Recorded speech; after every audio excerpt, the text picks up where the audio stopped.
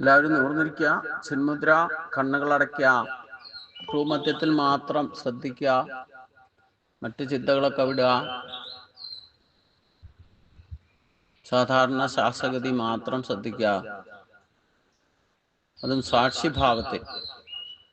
ശരീരത്തിൻ്റെ മുഖത്തിൻ്റെയോ മസിലുകളൊന്നും ടൈറ്റായിട്ട് പിടിക്കരുത്. ഒക്കെ റിലാക്സ് ആയിട്ടിരിക്കുക. മറ്റ് ചിന്തകളൊക്കെ ഉപേക്ഷിക്കുക.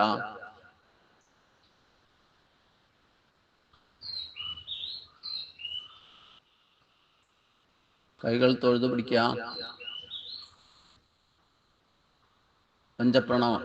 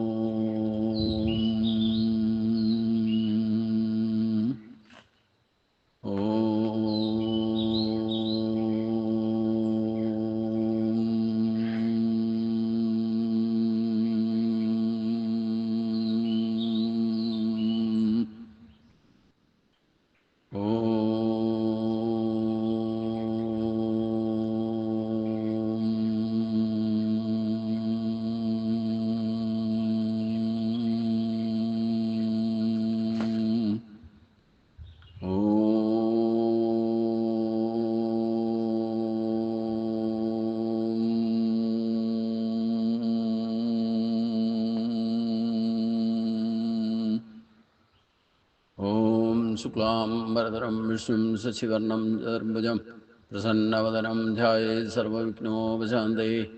ഓം ശാന്താകാരം ഭുജഗശയനം പദ്മനാഭം സുരേശം വിശ്വാധാരം ഗഗനസദൃശം മേഘവർണം ശുഭാംഗം ലക്ഷ്മീകാന്തം കമലനയനം യോഗിധ്യാനഗമ്യം വന്ദേ വിഷ്ണും ഭവേരം സർവലോകൈകനാഥം. ഓം നമോ ഭഗവതേ വാസുദേവായ. ഓം നമോ ഭഗവതേ വാസുദേവായ.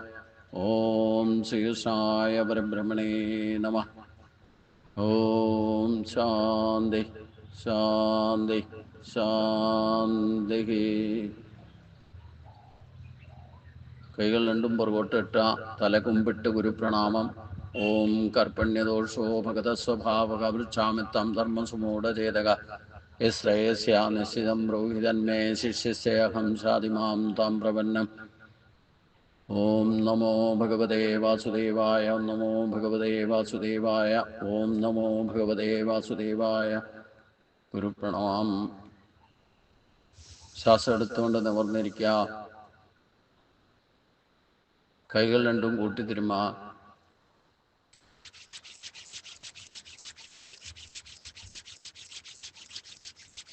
ആ ചൂട് കണ്ണുകൾക്കും മുഖത്തും തലയിലും ശരീരം മുഴുവൻ തലോടിക്കൊണ്ട് ചിന്മുദ്രയിലേക്കും മടങ്ങി വരിക.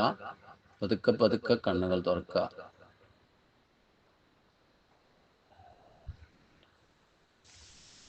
എല്ലാ സജ്ജനങ്ങൾക്കും ഗുരുവായൂരപ്പൻ്റെ നാമത്തെ സാഷ്ടാംഗ പ്രണാമം. ഇന്നലെ നമ്മൾ 25-ാമത്തെ ശ്ലോകം വരെയാണ് വിചാരം ചെയ്തത്. 16 തൊട്ട് 25 വരെ. നാസതോ വിദ്യതേ ഭാവോ നാ ഭാവോ വിദ്യതേ സദഃ ഉഭയോരപി ദൃഷ്ടോ അന്തക ത്വനയോത്വ തത്വദർശവി അവിനാശതി തദ്വിദ്ധി ഏന സർവമിദം തതം വിനാശം അവ്യസ്യാസ്യ ന കശ്ചിൽ കർത്തുമർഹതി. അന്തവന്ത ഇമേ ദേഹേ നിത്യസ്വക്താ ശരീരിണഃ അനാശിനോ അപ്രമേയസ്യ തസ്മാൽ ഉദ്ധസ്വ ഭാരത.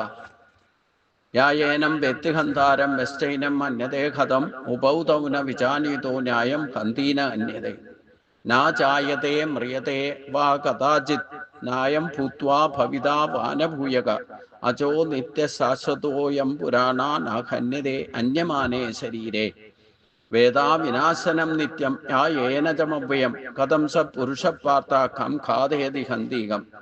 വാസാംസി ജീർണാനി യഥാ വിഹായ നവാനി ഗ്രഹണാതി നരോപരാണി തഥാ ശരീരാണി വിഹായ ജീർണാനി അന്യാനി സംയാനി നവാനി ദേഹി. നൈനം ചിന്തന്തി ശസ്ത്രാണി നൈനം ദഹതി പാവക ന ചൈനം ക്ലേദയന്ത്യാപോ ന ശോഷയതി മാരുത. अच्छेत्यो യമദാഖ്യോദയം അക്ലേത്യോ ശോഷേവയം अच्छेत्यो യമദാഖ്യോഗ്യം അക്ലേത്യോ ശോഷേവജ നിത്യ സർവഗതസ്ഥാണുർ അജരോയം സനാതനഃ അവ്യക്തോയം അചിന്യോയം അവികാര്യോയം ഉച്ചതേ തസ്മാദേവം വിദിദ്വൈനം നാനു ശോചിതുമർഹസി. 25ാമത്തെ ശ്ലോകം വരെ ഇവിടം വരെയാണ് നമ്മൾ ചിന്തിച്ചത്. ഇനി 26ാമത്തെ ശ്ലോകം. അത ചൈനം നിത്യജാതം നിത്യം വാ അന്യസേ മൃതം തഥാപി ത്വാം മഹാബാഹോ നൈവം ശോചിതുമർഹസി. അത ച ഏനം നിത്യജാതം നിത്യം മൃതം വാ അന്യസേ. അല്ലെങ്കിൽ ആത്മാവിനെ എന്നും ജനിക്കുന്നവനായിട്ടും എന്നും മരിക്കുന്നവനായിട്ടും നീ വിചാരിക്കുന്നു എങ്കിൽ, തഥാപി എന്നാൽ പോലും, മഹാബാഹുവായിരിക്കുന്ന അർജുന, ത്വം ഏവം ശോചിതം, നീ ഇപ്രകാരം വ്യസനിക്കാൻ ന അർഹതി, അർഹനല്ല എന്ന് പറഞ്ഞാൽ, ഇനി സാധാരണ പോലെ തന്നെ നമ്മുടെ ജീവൻ പോകുന്ന ജീവൻ പോകുന്നതോടൊപ്പം, അഥവാ ശരീരം നശിക്കുന്നതോടൊപ്പം തന്നെ ആത്മാവും അപ്രത്യക്ഷമാകുന്നു. ഇല്ലെങ്കിൽ ആത്മാവും നശിക്കുന്നു എന്ന് വിചാരിച്ചാൽ, ശരീരത്തോടൊപ്പം ആത്മാവും നശിക്കുന്നു എന്ന് വിചാരിച്ചാൽ പോലും, അതാണ് മഹാബാഹുവായ അർജുന, ആത്മാവ് മുറയ്ക്ക് ജനിക്കുകയും മരിക്കുകയും ചെയ്യുകയാണെന്ന് നീ വിചാരിക്കുക. അതായത് ശരീരം വീണ്ടും വീണ്ടും ജനിക്കുകയും അതോടൊപ്പം തന്നെ ശരീരം മരിക്കുമ്പം ആത്മാവും മരിക്കുന്നു എന്ന് വിചാരിക്കുകയാണെങ്കിൽ തന്നെ ദുഃഖിക്കാൻ അവകാശമില്ല. കാരണം എന്താ? ഭൗതികവാദികൾ വിചാരിക്കുന്നത് പോലെ ആത്മാവിന് നാശമുണ്ടെന്ന് കരുതുകയാണെങ്കിലും ദുഃഖിക്കേണ്ട കാര്യമൊന്നുമില്ല. കാരണം എന്താ? വീണ്ടും ജനിക്കുമ്പോൾ ആത്മാവ് വീണ്ടും നമുക്ക് കിട്ടും. പക്ഷെ അതെങ്ങനെയാ എന്നുള്ളതാണ് നമ്മൾ ചിന്തിക്കേണ്ടത്. ഈ പലർക്കും, ഭൗതികവാദികൾക്ക് എന്താ കുഴപ്പമെന്ന് വെച്ച് കഴിഞ്ഞാൽ, ഈ ജന്മം കൊണ്ട് തന്നെയൊക്കെ കഴിയും, വീണ്ടും പുനർജന്മം ഉണ്ടെന്ന് എത്ര പറഞ്ഞാലും അവർക്ക് മനസ്സിലാവില്ല. അപ്പം അങ്ങനെയുള്ളവരെ കുറിച്ചാണ് പറയുന്നത്. ജന്മാനുജന്മങ്ങൾ ഉണ്ടാകും, ഇല്ലേ, ആത്മാവ് തന്നെ ഇല്ല എന്ന് പറയുന്നവരുണ്ട്. അങ്ങനെ ഒരു സംഗതിയല്ല. ശരീരം കിട്ടുമ്പം അതിന് ജീവൻ പ്രകൃത്യാ തന്നെ കിട്ടുന്നു. ശരീരം നശിക്കുമ്പം ആ ജീവനും നശിച്ചു പോകുന്നു, പുനർജന്മം ഉണ്ടാകുന്നില്ല എന്ന് വിശ്വസിക്കുന്നവരുണ്ട്. ഇതാണ് ഭൗതികവാദികളുടെ പ്രത്യേകത. അതുകൊണ്ട് ഇനി അങ്ങനെ ആണെങ്കിലും നമുക്കിപ്പോൾ കിട്ടിയിരിക്കുന്ന ജീവിതം, ഇപ്പൊ ശരീരം ഉണ്ട്, അതിൽ ജീവനും ഉണ്ടല്ലോ, വെറുതെ ഇരുന്ന് ദുഃഖിക്കാനുള്ളതല്ല എന്ന് മനസ്സിലാക്കുക. ശരീരം കിട്ടിയിട്ടുണ്ട്, അതിന് ജീവനും ഉണ്ട്. ഈ പ്രസന്റ് കണ്ടീഷൻ ഞാനുണ്ട് എന്ന ബോധം നമുക്കുണ്ട്. അപ്പൊ വെറുതെ ആവശ്യമില്ലാതിരുന്ന് ദുഃഖിക്കാൻ അവകാശമില്ല എന്ന് പറഞ്ഞ, ഉള്ളതൊക്കെ അനുഭവിച്ചുള്ളൂ. ഇന്ദ്രിയ ഭോഗസുഖങ്ങളാണെങ്കിലും അത് വേണ്ടവണ്ണം അനുഭവിച്ചു. അതിൻ്റെ ഗുണവും ദോഷവും തിരിച്ചറിഞ്ഞുകൊണ്ട് അത് ഉപയോഗിച്ചാൽ നിങ്ങൾക്ക് ദുഃഖിക്കേണ്ടി വരില്ല എന്ന് പറയണം. പല പ്രാവശ്യം ഇവിടെ ഭഗവാൻ ആവർത്തിക്കുന്നുണ്ട്, നാ ശോചിതുമർഹസി. ഹേ മനുഷ്യ, നിനക്ക് ദുഃഖിക്കാൻ അവകാശമില്ലെന്നാ പറയുന്നത്. പിന്നെ എന്തുകൊണ്ടാണ് നമ്മൾ ദുഃഖിക്കുന്നത്? നമ്മൾ ഈ പ്രത്യേക ഇന്ദ്രിയ ഭോഗസുഖങ്ങൾക്ക് വേണ്ടിയിട്ട് പ്രകൃത്യാ ഈശ്വരൻ സൃഷ്ടിച്ചിരിക്കുന്ന വസ്തുക്കൾ പോലും അതിൻ്റെ ഗുണദോഷങ്ങളെ തിരിച്ചറിയാതെ ഉപയോഗിക്കുന്നത് കൊണ്ടാണ് ദുഃഖം എന്ന് പറയുന്നത്. നമ്മുടെ ഇഷ്ടാനുഷ്ഠങ്ങളെ പോലും ശരിക്കും മനസ്സിലാക്കാതെ ഇഷ്ടമുള്ളത് എന്താണെന്ന് അനുഭവിച്ചാൽ പിന്നെ ദുഃഖിക്കേണ്ടല്ലോ. ഇഷ്ടമില്ലാത്തത് കിട്ടുമ്പോഴും കിട്ടുന്നത് നശിക്കുകയും ചെയ്യുമ്പം അതിൽ നിന്ന് കിട്ടുന്നത് നഷ്ടപ്പെടുമ്പോഴാണ് ദുഃഖം വരുന്നത്. അത് നഷ്ടപ്പെടാതെ നോക്കിക്കോളൂ പറ്റുമെങ്കിൽ, അപ്പൊ ദുഃഖിക്കേണ്ട കാര്യം വരില്ലല്ലോ. അപ്പൊ ഭൗതിക ദൃഷ്ടിയിലുള്ളവർക്ക് പോലും, നിരീശ്വരവാദികൾക്ക് പോലും, യുക്തിവാദികൾക്ക് പോലും, ഈശ്വരവാദികൾക്കും ഒരേപോലെ സുഖദുഃഖങ്ങൾ വന്നു പോകുന്നുണ്ട്. എത്രയൊക്കെ നമ്മൾ ഭക്തി കൊണ്ട് നടന്നാലും ഏത് ജാതി മതത്തിൽപ്പെട്ടവരും ഈ സുഖദുഃഖങ്ങൾ വന്നു പോകാതെ, അതിനെ അവർക്കം ചെയ്യാതെ ആർക്കും, മനുഷ്യ ജന്മം കിട്ടിയിട്ടുണ്ടോ അവർക്കൊക്കെ സുഖവും ദുഃഖം മറ്റ് ജീവജാലങ്ങൾക്ക് വരെയുണ്ട്. അപ്പൊ ഭൗതികവാദികൾക്ക് പോലും സുഖവും ദുഃഖവും ഒക്കെ ഉണ്ടല്ലോ. ഈ ജനന മരണമുണ്ട്, ജനിക്കും മരിക്കും, അതെങ്ങനെ വേണേലും മരിക്കും. മരിക്കുമ്പോൾ ശരീരത്തോടൊപ്പം ജീവനും നശിക്കുന്നു എന്ന് വിചാരിച്ചോട്ടെ, എന്നാലും അതുണ്ടല്ലോ. അതാണ്, ആ സത്യത്തെയാണ് ഇവിടെ ഭഗവാൻ പറയുന്നത്. യുക്തിവാദിയായാലും ഭക്തിവാദിയായാലും ഈശ്വരവാദിയായാലും നിരീശ്വരവാദിയായാലും എല്ലാവർക്കും ബാധകമായിരിക്കുന്ന ഒരു കോമൺ എഫക്റ്റ് ഭഗവാൻ പറയാണ്, ജാതസ്യ ഹി ധ്രുവോ മൃത്യു ധ്രുവം ജന്മ മൃതസ്യ ച തസ്മാത് അപരിഹാരാർത്ഥേനത്വം ശോചിതമർഹസി. മരണം എന്ന പ്രതിഭാസത്തെ ജയിക്കാൻ വേണ്ടിയിട്ട് ഒരു പരിഹാരവുമില്ല എന്ന് പറയാം. പിന്നെ ഒരു സത്യം കൂടെ വെളിപ്പെടുത്തുന്നുണ്ടെങ്കിൽ അതെല്ലാവർക്കും ബോധ്യം അങ്ങ് ഉറപ്പിക്കാൻ പറ്റില്ല. പക്ഷെ ഇവിടെ ഗീതാശാസ്ത്രത്തിൽ ഈ ഒരൊറ്റ ശ്ലോകത്തിൽ നിന്ന് ഗീത പഠിക്കുന്നവരെന്ത് മനസ്സിലാക്കിക്കണം, ജാതസ്യ ഹി ധ്രുവോ മൃത്യു ധ്രുവം ജന്മ മൃതസ്യ ച തസ്മാത് അപരിഹാരാർത്ഥേ നത്വം ശോചിതമർഹസി. എന്ന് പറഞ്ഞാൽ എന്താ? ഹി എന്തെന്നാൽ, ഇവിടെ ഹി എന്ന് പറഞ്ഞാൽ എന്തെന്നാൽ എന്നാണ് അർത്ഥം. ജാതസ്യ ഹി ധ്രുവോ മൃത്യു എന്ന് പറഞ്ഞാൽ ജനിച്ചവന് മരണം തീർച്ചയാണ്. അത് യുക്തിവാദി ആയാലും ഭക്തിവാദി ആയാലും എത്ര ആത്മീയ ആചാര്യനായാലും വേണ്ടില്ല, ഏത് ജന്മമായാലും ഏത് ജീവജാലമായാലും വേണ്ടില്ല, മനുഷ്യനായാലും വേണ്ടില്ല, ജനിച്ചോ അത് മരിക്കും. പിന്നെയോ ധ്രുവം ജന്മ മൃതസ്യത, മരിച്ചോ ജനിക്കുകയും ചെയ്യും. ഇത് വിശ്വസിച്ചാലും വിശ്വസിച്ചില്ലേലും, അത് ഉൾക്കൊണ്ടാലും ഉൾക്കൊണ്ടില്ലേലും പ്രകൃതിയുടെ ഈശ്വര നിയമം അതാണ്. ജനിച്ചാൽ മരിക്കും, മരിച്ചാൽ ജനിക്കും. പിന്നെ ജനിക്കാതെ ഇരിക്കണമെങ്കിലോ ഈശ്വരനിലേക്ക് എത്തിയാൽ മതി. നമ്മൾ ഈശ്വരനിൽ വന്ന് നശിക്കാതിരിക്കുന്ന ഈശ്വരനിലേക്ക് എത്തിയാൽ പിന്നെ ഈ ജനന മരണങ്ങളിൽ ഉണ്ടാവില്ല. നമ്മൾ അവിടെ നിന്നാണ്, ഈശ്വരനിൽ നിന്നാണ് വന്നിരിക്കുന്നത്. പക്ഷെ ഇവിടെ വന്നിട്ട് നേച്ചറും കൾച്ചറും കിട്ടി, എന്നിട്ട് ഈ കൾച്ചർ ഡെവലപ്പ് ചെയ്യാൻ നമ്മുടെ സ്വഭാവം കൊണ്ടാണ് നമുക്ക് ഈ ജനന മരണ ബന്ധനത്തിൽ പെടുന്നത്. അപ്പൊ ഏതെങ്കിലും ചിലപ്പോൾ ഇപ്പൊ ഇല്ല, പുനർജന്മവും ഇല്ല, പൂർവ്വജന്മവും ഇല്ല, ഞാനിപ്പോൾ ഉള്ളത് മാത്രമേ ഉള്ളൂ എന്ന് വിശ്വസിച്ചാലും വേണ്ടില്ല. ഒരു സത്യം ഇവിടെ ഭഗവാൻ വെളിപ്പെടുത്തുന്നു, ജാതസ്യ ഹി ധ്രുവോ മൃത്യു ധ്രുവം ജന്മ മൃതസ്യത. ഇത് ഏറ്റവും വലിയ പ്രമാണമാണ്. ഗീത പഠിക്കുന്നവരെങ്കിലും ഓർത്തോണം, നമ്മൾ മരിച്ചാൽ ജനിക്കും, ജനിച്ചാൽ മരിക്കും. ഇതിനൊരു പരിഹാരമില്ല. തസ്മാൽ അപരിഹാരാർത്ഥേ എന്നാണ്. തസ്മാത് പരിഹാരാർത്ഥേ നത്വം ശോചിതമർഹസി. അതിന്റെ പരിഹാരത്തെ പറ്റി ചിന്തിച്ച് വെറുതെ ദുഃഖിക്കണ്ട. ജാതസ്യ ഹി ധ്രുവോ, ജനിച്ചാൽ മരണം തീർച്ചയാണ്. മൃതസ്യ ജന്മ ച ധ്രുവം, മരിച്ചവന് ജനനവും നിശ്ചയം തന്നെ. ഇത് ഭഗവാനാ പറയുന്നതെന്ന് മനസ്സിലാക്കണം. തസ്മാൽ അപരിഹാരാർത്ഥേ എന്നാണ്. അവിടെ ഉച്ചാരണം വരുമ്പോൾ നമ്മൾ ഒന്നിച്ച് ജപിക്കുമ്പം അത് പരിഹാരാർത്ഥേ തസ്മാത്, അവിടെ ആ സൈലന്റ് ആണ്. അതുകൊണ്ട് തസ്മാൽ പരിഹാരാർത്ഥി എന്നാ വായിക്കുക. പക്ഷെ അങ്ങനെയല്ല വായിക്കേണ്ടത്. തസ്മാത് അപരിഹാരാർത്ഥേ എന്നാണ് ശബ്ദം. അത് മുറിച്ച് പറയുമ്പം അപരിഹാരാർത്ഥേ എന്നാണ്. ഈ ശ്ലോകങ്ങളുടെ ഇടയ്ക്ക് ഇംഗ്ലീഷിന്റെ എഫ് പോലെ ഒരു സാധനം കിടക്കുന്നുണ്ട്. അതെന്താന്ന് പലർക്കും അറിയോ? അവിടെ ആന്ന് ഉച്ചരിക്കണം. അതിൻ്റെ സിഗ്നലാണത്, ആ ഒരു സിമ്പൽ. അവിടെ ആ എന്നുള്ള ശബ്ദം വരണം എന്നാണ് പറയുക. അത് സൈലന്റ് ആയിരിക്കും, പക്ഷെ നമ്മൾ ചൊല്ലുമ്പം അപരിഹാരാർത്ഥേ എന്നാണ് വരിക. എഫ് അവിടെ ഉള്ളതുകൊണ്ട് അപരിഹാര്യ അർത്ഥേ എന്നാ വരിക. നത്വം ശോചിതമർഹസി. അർത്ഥേ അതിന്റെ കാര്യത്തിൽ. അർത്ഥേ എന്ന് ഇവിടെ ഉദ്ദേശിക്കുന്നത് ആ വാക്കിന്റെ അർത്ഥം എന്നുള്ള അർത്ഥമല്ല, ഇവിടെ ഥായാണ് ഉപയോഗിക്കുക, രഥം എന്നുള്ളതിന്റെ ഥാ.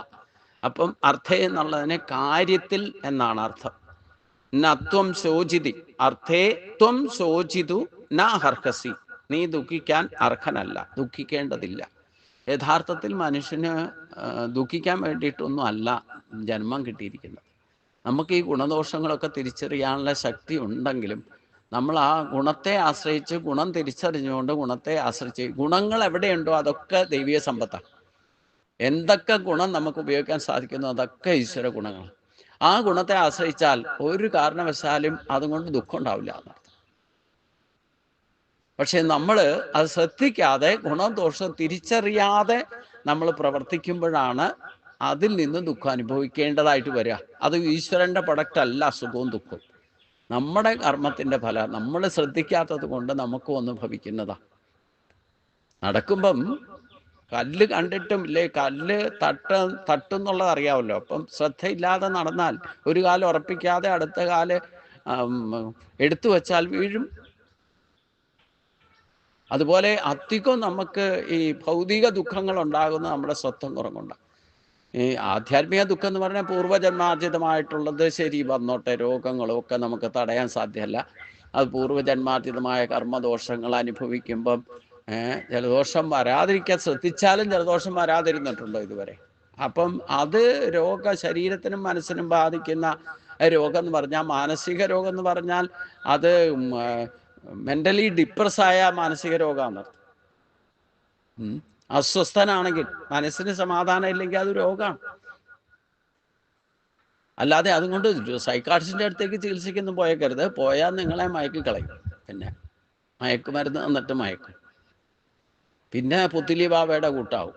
എണീക്കാൻ പറഞ്ഞാൽ എണീക്കും, ഭക്ഷണം കഴിക്കാൻ പറഞ്ഞാൽ കുളിക്കാൻ പറഞ്ഞാൽ എന്ത് പറയുന്നോ അതൊക്കെ ചെയ്യുന്ന ഒരു വെറും പുത്തലി ബാബയായിട്ട് മാറും. അത് ഒരിക്കലും യഥാർത്ഥ ട്രീറ്റ്മെൻ്റ് അല്ല എന്നർത്ഥം. അപ്പം അത് എല്ലാവരും കണക്കാക്കുന്ന അങ്ങനെ ഒരു അവസ്ഥയിലെ മാനസിക രോഗിയായിട്ട് മാറുക. മാനസികമായിട്ടും രോഗം വരാം, പക്ഷേ സാധാരണഗതിയിലുള്ള മനസ്സിൻ്റെ ചഞ്ചലാവസ്ഥയൊന്നും രോഗമല്ല. അത് നമ്മുടെ ശ്രദ്ധക്കുറവുകൊണ്ട്, നമുക്ക് സ്റ്റേബിലിറ്റി ഇല്ലാത്തത് കൊണ്ടും വരുന്ന സംഭവം. വെറുതെ ടെൻഷനാകുക എന്ന് പറഞ്ഞാൽ, ടെൻഷനൊന്നും ഇല്ല എന്ന് പറഞ്ഞിട്ട് ടെൻഷനാകുക. എന്തായാലും ഉറപ്പിച്ചുകൊള്ളൂ, നമുക്ക് വരുന്ന ദുഃഖങ്ങൾ നമ്മുടെ ശ്രദ്ധക്കുറവ് കൊണ്ട് വരുന്നതാണ്. അത് ശരീരത്തിന് എന്തെങ്കിലും അസുഖം വന്നാലും നമ്മൾ ടെൻഷനാകും. ആ ടെൻഷനെ കൊണ്ടാണ് ആദിദൈവിക ദുഃഖം. ആ ആദിദൈവിക ദുഃഖം കുറയ്ക്കാനാണ് ഈശ്വരഭജനം വേണമെന്ന് പറയുന്നത്.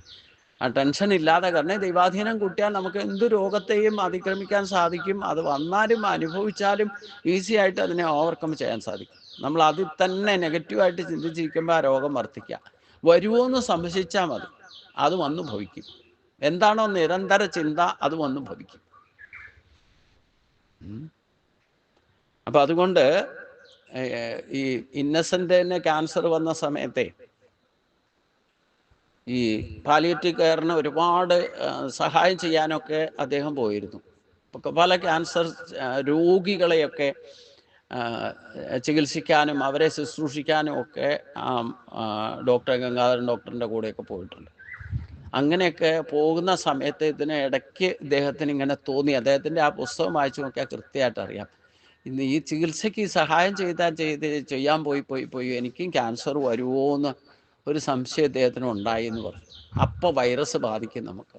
നമ്മൾ അതിനോട് ബന്ധപ്പെട്ട് പെരുമാറിയാൽ, ഇപ്പോൾ വീട്ടിൽ ഒരാൾക്ക് ജലദോഷം ഉണ്ടെങ്കിൽ ആ ജലദോഷം എനിക്ക് വരുമോ എന്ന് സംശയിച്ചാൽ തന്നെ ആ ജലദോഷത്തിൻ്റെ വൈറസ് പ്രാണമയ കോശത്തിലല്ല, ഇത് മനോമയ കോശത്തിലേക്ക് കയറും. മനോമയ കോശത്തിൽ കയറിയാൽ ഈ യഥാർത്ഥ ജലദോഷത്തിൻ്റെ വൈറസ് നമ്മുടെ പ്രാണമയ കോശത്തിൻ്റെ അടുത്ത് എവിടെയെങ്കിലും വന്നാൽ, ആ റേഞ്ചിൻ്റെ ഉള്ളിൽ 1 സെൻറ്റിമീറ്റർ മുതൽ 2 സെൻറ്റിമീറ്റർ വരെ അകലത്തിൽ ശരീരത്തിൻ്റെ പ്രാണമയ കോശത്തിൻ്റെ ഒരു സർക്കിളുണ്ട്.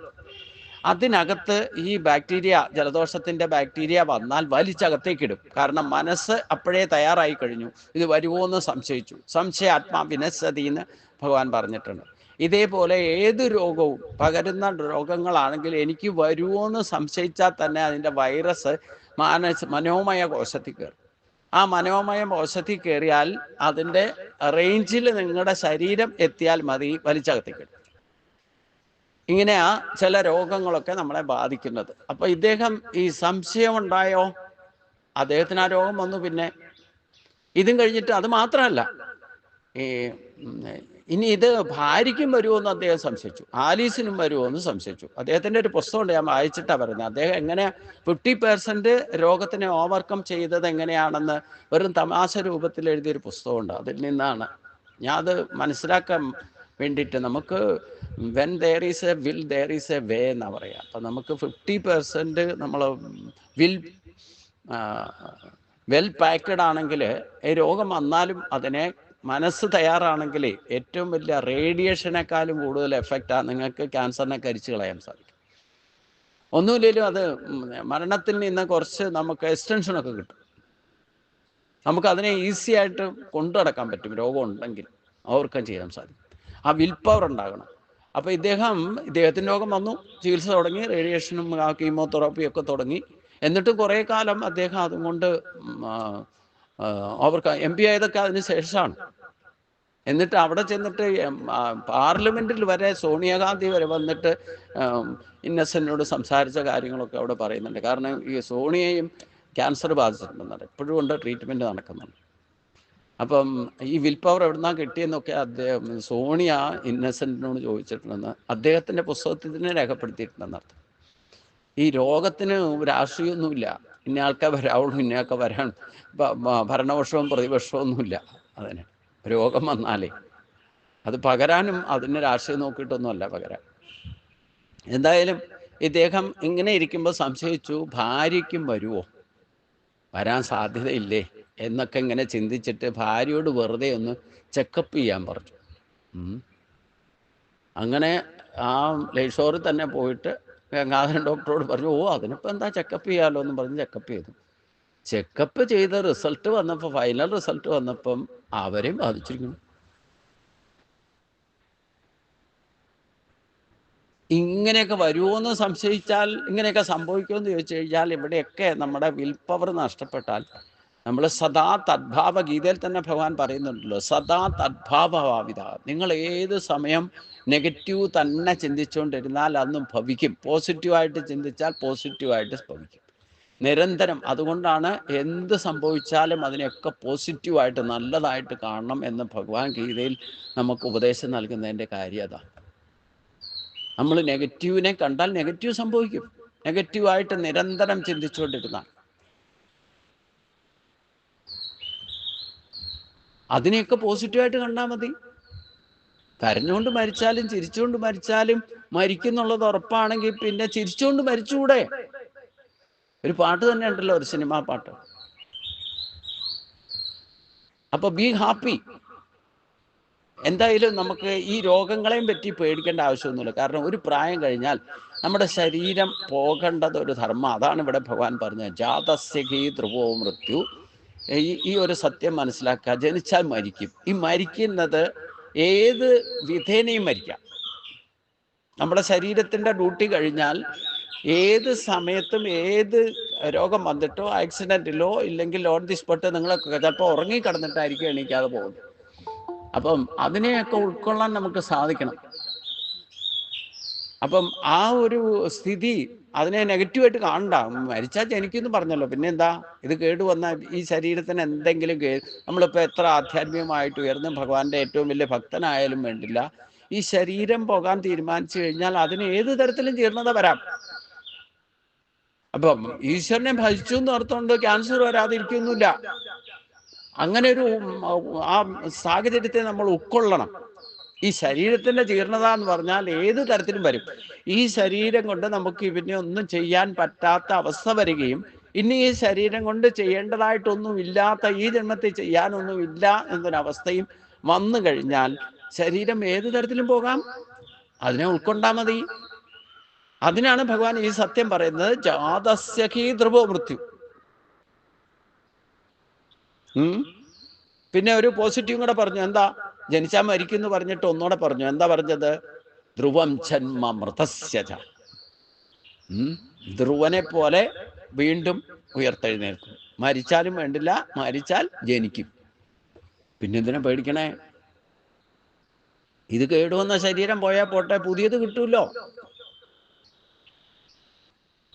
അതും ഈ പ്രകൃതിജന്യമായിട്ട് എങ്ങനെയാണോ പ്രകൃതിയിൽ നിന്ന് ഈ ശരീരം ഇപ്പോൾ ഉള്ളത്, ഇതേപോലെ തന്നെ നമ്മുടെ സ്വഭാവം അനുസരിച്ചുള്ള ശരീരം കിട്ടിക്കോളും. പിന്നെ എന്തിനാ പേടിക്കണേ? അതുകൊണ്ടാണ് തസ്മാല്ല പരിഹാരത്തെ, ആ കാര്യത്തിന് പരിഹാരമൊന്നുമില്ല. അതുകൊണ്ട് അത് ഓർത്തിട്ട് വെറുതെ ദുഃഖിക്കുകയും വേണ്ട എന്നാണ് ഭഗവാൻ പറഞ്ഞത്. ഇതിനെ ശരിക്കും ഉൾക്കൊള്ളണം. ഇത് ശരിക്കും കുറിച്ച് വിൽ പവറായിട്ട് മാറ്റണം. ഇത് നമ്മുടെ വിൽ പവറായിട്ട് മാറണം. നമ്മളിപ്പോൾ ഏത് നിമിഷവും മരിച്ചാലും പേടിക്കേണ്ട. കർമ്മബന്ധനം തീർന്നിട്ടില്ലെങ്കിൽ, അതായത് നമ്മൾക്ക് തന്നെ അറിയാം നമ്മുടെ കർമ്മബന്ധനം തീർന്നോ ഇല്ലയോ. തീർന്നിട്ടില്ലെങ്കിൽ വീണ്ടും വരേണ്ടി വരും, ഉറപ്പാക്കിക്കൊള്ളും.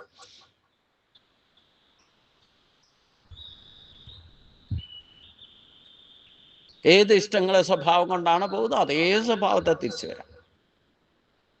ഒരു മാറ്റം സംഭവിക്കില്ല. ഇനി നിങ്ങൾ നിരന്തരം എനിക്ക് പക്ഷിയായിട്ട് ജനിക്കണമെന്ന് വെച്ചാൽ നിങ്ങൾ പക്ഷിയായിട്ട് ജനിക്കും. അങ്ങനെ ചിലർ വെറുതെ ഇവിടെ ഇരുന്നിട്ട് വെറുതെ ഇരിക്കുമ്പോൾ തോന്നും പക്ഷികൾ ഇങ്ങനെ പറന്ന് നടക്കുമ്പം എന്തൊരു സ്വാതന്ത്ര്യമാണ്, അതിന് ആകാശത്തോടെ പറന്ന് നടക്കാം. അതേപോലെ ഒരു പക്ഷിയായി ജനിച്ചിരുന്നെങ്കിൽ നിരന്തരം ജനിച്ചുകൊണ്ടിരുന്ന ആ വാസനാബലത്തിൽ നിങ്ങൾ മരിച്ചാൽ നിങ്ങൾ അടുത്ത ജന്മത്തിൽ പക്ഷിയായിട്ട് ജനിക്കും. ഓപ്ഷൻ നമ്മുടെ കയ്യിലാണ്. എന്തായിട്ട് ജനിക്കണം, ആരായിട്ട് ജനിക്കണം, എവിടെ ജനിക്കണം, ആരുടെ മകനായിട്ട് ജനിക്കണം എന്നൊക്കെ നമ്മൾ ഈ ജന്മത്തിൽ തന്നെ ഉറപ്പിച്ച് ആ ബലത്തിലാണ് ശരീരം ധരിക്കുന്നതെങ്കിൽ അതായിരിക്കും. സദാണ് ഭഗവാൻ പറഞ്ഞത്, സദാ തദ്ഭാവ ഭാവിതാഹ. എന്താണോ നിങ്ങൾ ഏത് തരത്തിലാണോ എന്നെ ഭജിക്കുന്നത്, എന്താഗ്രഹിക്കുന്നോ അത് അതേപടി സംഭവിപ്പിക്കും, അനുഗ്രഹിക്കും എന്നാണ് പറഞ്ഞിരിക്കുന്നത്. നെഗറ്റീവ് പോസിറ്റീവ് എന്നൊന്നും പറഞ്ഞിട്ടില്ല. അവിടെ എന്ത് നിരന്തരം ചിന്തിച്ചാലും വേണ്ടില്ല. നിങ്ങൾ കള്ളനാകണമെന്ന് ചിന്തിച്ചോ, നിങ്ങളെ കള്ളനാകും. നിങ്ങൾക്ക് പണക്കാരനാകണമെന്ന് ചിന്തിച്ചോ, നിങ്ങളെ പണക്കാരനാകും. നിങ്ങൾക്ക് പുരുഷനായിട്ട് ജനിച്ച ആൾക്ക് സ്ത്രീ ആയിട്ട് ജനിക്കണോ, സ്ത്രീ ആയിട്ട് ജനിക്കും. സ്ത്രീ ആയിരിക്കുന്നവർക്ക് പുരുഷനായിട്ട് ജനിക്കണോ, പുരുഷനായിട്ട് ജനിക്കാം. ഇനി സാധാരണ ശുദ്ധനായിട്ട് ജനിച്ച ആൾക്ക് എനിക്ക് അടുത്ത ജന്മത്തിൽ ബ്രാഹ്മണനായിട്ട് ജനിക്കണോ, ബ്രാഹ്മണനായിട്ട് ജനിക്കാം. ക്ഷത്രിയനായിട്ട് ജനിക്കണോ, ക്ഷത്രിയനായിട്ട് ജനിക്കാം. ദേവനായിട്ട് ജനിക്കണോ, ദേവനായിട്ട് ജനിക്കാം. പക്ഷെ അതിനുള്ള അനുഷ്ഠാനങ്ങൾ ജന്മവാസനാബലം ഉണ്ടായിരിക്കണം എന്ന് മാത്രം. ലക്ഷ്യം തീരുമാനിക്കുക, അതിനുള്ള അനുഷ്ഠാനങ്ങൾ ചെയ്യാം. അപ്പൊ അതായി തീരും. അപ്പൊ അതുകൊണ്ട് ഇതൊന്നും ആലോചിച്ചിട്ട് വെറുതെ ദുഃഖിക്കാനുള്ളതല്ല. എന്തുകൊണ്ടെന്നാൽ ജനിച്ചവന് മരണം നിശ്ചയമാണ്, മരിച്ചവന് ജനനവും നിശ്ചയമാണ്. അതിനാൽ പരിഹരിക്കാൻ നിവർത്തിയില്ലാത്ത ഈ കാര്യത്തിൽ ദുഃഖിച്ചിട്ട് കാര്യമൊന്നുമില്ല. അയ്യോ ഞാൻ മരിക്കുമല്ലോ എന്ന് പറഞ്ഞുകൊണ്ടിരുന്നാൽ വല്ല പരിഹാരമുണ്ടോ? ഇനി മരിച്ചിട്ട് ജനിക്കണ്ടെന്ന് ഈ ജന്മത്തിൽ കർമ്മബന്ധനം തീർന്നിട്ടില്ലെങ്കിൽ ജനിക്കണ്ടെന്ന് തീരുമാനിച്ചാലും സാധിക്കില്ല. കർമ്മബന്ധനം തീർന്നില്ലെങ്കിൽ വീണ്ടും വരേണ്ടി വരും.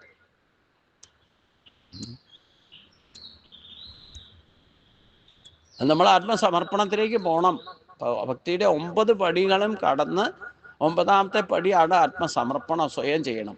അത് ഏതാണ് ഭഗവാൻ പറഞ്ഞേക്കണ, നിനക്ക് എന്ന് എൻ്റെ അടുത്തേക്ക് വരണം എന്ന് തോന്നുന്നുവോ, സ്വയം തോന്നലുണ്ടാകുന്നുവോ, അതിനുള്ള മാർഗത്തെ കണ്ടെത്തി എപ്പോൾ വേണേലും എൻ്റെ അടുത്ത്. അതിനൊരു പ്രീ കണ്ടീഷൻസും ഇല്ല. ഇന്നതൊക്കെ ആയിട്ട് ജനിച്ചിട്ട് വന്നാലേ പറ്റുള്ളൂ എന്ന് പറഞ്ഞിട്ടില്ല. എപ്പോൾ നിനക്ക് തോന്നുന്നു അപ്പോൾ വരാം. പക്ഷെ അതിനുള്ള മാർഗമുണ്ട്, അനുഷ്ഠാനങ്ങളുണ്ട്. അത് കൃത്യമായിട്ട് ചെയ്ത് എന്നിലേക്ക് എപ്പോൾ വേണേലും വരാം. ഇതാണ് ഭക്തിയുടെ 9 പടികൾ പൂർവികരെ നമുക്ക് പറഞ്ഞു തന്നിരിക്കുന്നത്.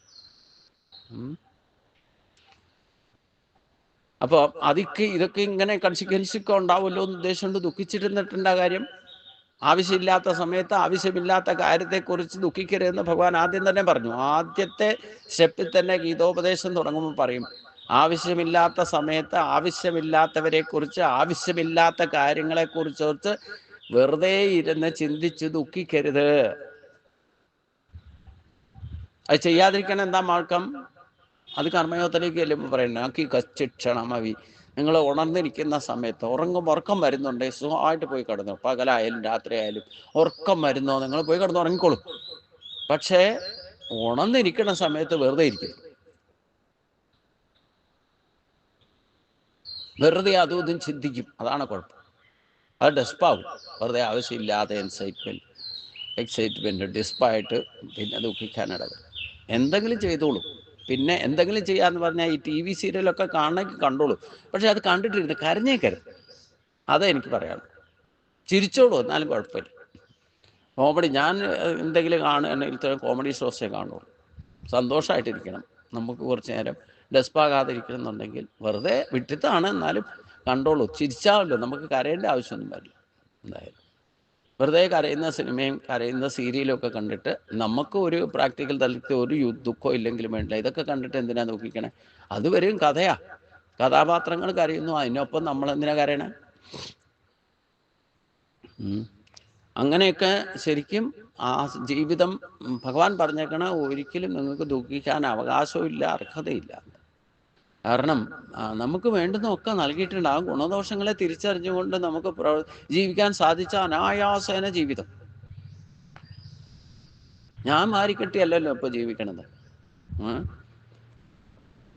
കുടുംബം എന്താ സംഭവിക്കണേ, അവരെന്താ ചെയ്യണേ, ഒരു എക്സൈറ്റ്മെന്റും ഇല്ല. ആവശ്യമുണ്ട് വിളിക്കും, പറയും, പറയും, അത്രേ ഉള്ളൂ. അറിഞ്ഞാലും വെറുതെ ടെൻഷനൊന്നും ആവില്ല. എന്തെങ്കിലും നെഗറ്റീവ് വാർത്തകൾ വന്നാലും അങ്ങനെ പെട്ടെന്ന് ടെൻഷനൊന്നും ആവുമൊന്നുമില്ല. ഇതൊക്കെ സംഭവിക്കുന്നത് നന്നായിട്ട് അറിയാം. ഇങ്ങനെയൊക്കെ ഉണ്ടാവുള്ളൂ ലോകത്ത്. ഇതിനപ്പുറത്തേക്ക് നമ്മൾ പുതിയതായിട്ടൊന്നും കാണുന്നില്ലല്ലോ. ഈ സുഖവും ദുഃഖവും ഒക്കെ അനുഭവിക്കുന്നവരുടെ ആ കാറ്റഗറിയിൽ നമ്മൾ ശരിക്കൊന്ന് വിശകലനം ചെയ്താൽ മനസ്സിലാകും. എല്ലാവരും ഈ കോമൺ പ്രശ്നത്തിലാണ് ദുഃഖിക്കുന്നത്. ഒരുപാട് കാര്യങ്ങൾ ശ്രദ്ധയില്ലാതെ അപകടം പറ്റിയിട്ട്, ഇല്ലെങ്കിൽ രോഗം വന്നിട്ട്, ഇല്ലെങ്കിൽ വെറുതെ ഒരാൾക്ക് രോഗം വന്നാൽ തന്നെ എനിക്ക് വരുമോ എന്ന് വിചാരിച്ചിട്ട് ടെൻഷനാകുക, ദൈവാധീനം ഇല്ലാതെ വരിക. എന്നിട്ട് ഉള്ള ജ്യോത്സ്യന്മാരെ, അടിക്കടി ജ്യോത്സ്യന്മാരെയും കാണുന്നവരുമുണ്ട്. എന്ത് പ്രശ്നം വന്നാലും അപ്പം രാജിവെച്ച് നോക്കുന്നു. എന്നിട്ട് അതുള്ള സമാധാനം കൊണ്ട് നഷ്ടപ്പെടും. ഇങ്ങനെയൊക്കെ ആവശ്യമില്ലാതെ ദുഃഖിക്കുന്ന കൂട്ടരുടെ എണ്ണമാണ് 99%. ഭക്തി ഇല്ലാത്തവരുടെ കാര്യം ചിന്തിക്കണം. ഭക്തി ഉള്ളവർക്ക് പോലും ഈ ഗതിയാണ്. ഭക്തി ഇല്ലാത്തവർ പിന്നെ ഭക്തി ഇല്ലാഞ്ഞിട്ട് അവരിങ്ങനെ ആയിപ്പോയെന്ന് പറയാം. ഭക്തി ഉള്ളവരോ ഉള്ള അമ്പലങ്ങളെല്ലാം എന്തെങ്കിലും സത്സംഗം പോവും, തീർത്ഥാടനം നടത്തും. എന്നാലും സമാധാനം എന്ന് പറയുന്നത് എല്ലാവരോടും ചോദിച്ചാൽ 90% സമാധാനം നാസ്തി. എന്താ കാരണം? എവിടെ പോയാലും എന്ത് ചെയ്താലും അവിടെ 2 കുറ്റിയിൽ ഉറച്ചു നിൽക്കുക. ഞാൻ പറഞ്ഞില്ലേ, ഞാനും എൻ്റെ. എന്തെങ്കിലും ഒരു സിദ്ധി നിങ്ങൾക്ക് കിട്ടിയോ, അപ്പോൾ അഹങ്കാരവും ബലവും ദർപ്പവും പിന്നെ അതിൻ്റെ കൺസിക്വൻസീസ് ഒക്കെ വരും. അത് ദുഃഖമായിട്ട് ഭവിക്കും. രജോ ഗുണം തമോ ഗുണമാണ് ആധിക്യം. അതുകൊണ്ടാണ് സാത്വികത ഉണ്ടെങ്കിൽ തന്നെ അതൊരു സൈഡിലേ ഉണ്ടാവുള്ളൂ. ഭക്തർക്കും ആണെങ്കിൽ പോലും ഈ ദുഃഖം കൂടുതലും കൺസിക്വൻസീസ് കൂടുതൽ സഹകരി കാരണങ്ങളെ കൊണ്ടുള്ള പ്രശ്നങ്ങൾ ഉണ്ടാകാൻ എന്താ കാരണം? സാത്വികമായിട്ട് ബുദ്ധി ഉണ്ടെങ്കിൽ തന്നെ അതൊരു സൈഡിലായിരിക്കും. ബാക്കി കൂടുതൽ പ്രവർത്തിക്കുന്നതിലെ തമോ ഗുണത്തിൻ്റെ ആധിക്യത്താൽ രജോ ഗുണത്തെ ആയിരിക്കും ഉപയോഗിക്കുക. അത് സാധാരണ 99% മനുഷ്യരും അങ്ങനെയാണ് ജീവിക്കണം. ഏത് മതത്തിൽപ്പെട്ടവരായിക്കോട്ടെ.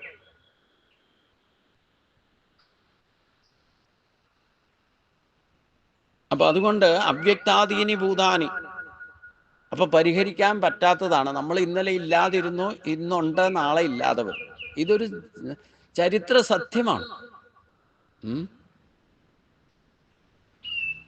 സത്യസ്യ സത്യം എന്ന് പറഞ്ഞാൽ ഇതൊക്കെയാണ്. അവ്യക്താദീനി ഭൂതാനി വ്യക്തമധ്യാനി ഭാരത അവ്യക്താ നിധനാന്യേവ തത്രകാ പരിദേവന.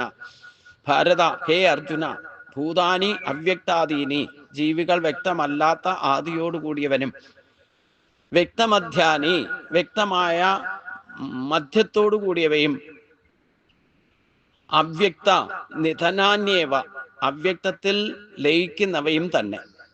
തത്രകാ പരിദേവന. അതിന് എന്തിനു വിലപിക്കുന്നു? നമ്മളെ ഇന്നലെ ഇല്ലാതിരുന്നു, അവ്യക്തമായിരുന്നു. ഇന്ന് വ്യക്തമാണ്, മധ്യത്തിൽ വ്യക്തമാണ്, നാളെ അവ്യക്തമാക്കുകയും ചെയ്യും. ഇതൊരു ചരിത്ര സത്യമാണ്. ഇതിന് പരിഹാരം ഇല്ല എന്നും പറഞ്ഞു. എന്നിട്ട് അതാലോചിച്ചിട്ട് എന്തിനു വിലപിക്കുന്നു? ജീവികൾ അവ്യക്തത്തിൽ നിന്ന് വരുന്നു, അവ്യക്തത്തിലേക്ക് തന്നെ പോവുകയും ചെയ്യും. ഇടയ്ക്ക് മാത്രമാണ് ഈ വ്യക്തം, ജാഗ്രത അവസ്ഥ. ജനനത്തിന് മുമ്പും മരണത്തിന് ശേഷമുള്ള അവസ്ഥ അവ്യക്തമാണ്. അങ്ങനെ ഉണ്ടെന്ന് പറഞ്ഞാലും അത് അവ്യക്തമാണ്. മധ്യാവസ്ഥയെ മാത്രമേ വ്യക്തമാണ്. നമ്മളിപ്പോ ഉണ്ടല്ലോ, ആ ഉണ്ടെന്ന് തോന്നുന്നതാണ് യഥാർത്ഥ ബോധം. ആ ജീവൻ ശരീരത്തിൽ ഉള്ളത് കൊണ്ടാണ്. ആ ജീവനെ ബോധമാണ്, ആത്മബോധമായിട്ട് കാണണം. പിന്നെ അതുപോലും വ്യക്തമല്ല. നമുക്ക് ശരീരമില്ലെങ്കിൽ ഇതിനെ അനുഭവിച്ചറിയാൻ സാധ്യമല്ല. ശരീരമാദ്യം ഖലു ധർമ്മസാധനം. അപ്പൊ ഇന്നലെ ഇല്ലാതിരുന്നു എന്ന് പറഞ്ഞാൽ നമ്മുടെ ആത്മാവ് സൂക്ഷ്മമായിട്ട് ഈ അന്തരീക്ഷത്തിലൊക്കെ അനേക ആത്മാക്കൾ ചുറ്റിത്തിരിയുന്നുണ്ട്. പക്ഷെ അവർക്ക് ശരീരമില്ലാത്തത് കൊണ്ട് വ്യക്തമല്ല. നമുക്കും വ്യക്തമല്ല. അവർക്ക് ശരീരമില്ലെങ്കിൽ ഈ പ്രവൃത്തികളോ ഇല്ലയോ ഒന്നും നമുക്ക് അനുഭവിക്കാൻ സാധ്യമല്ല. സൂക്ഷ്മ ശരീരം കൊണ്ട് എവിടെ വേണമെങ്കിലും സ്വാതന്ത്ര്യമായിട്ട് സഞ്ചരിക്കാം. പരലോകത്ത് പോകാം, തിരിച്ചു വരാം, ഭൂമിയിൽ ചുറ്റിത്തിരിയാം, എവിടെ വേണേലും സഞ്ചരിക്കാം.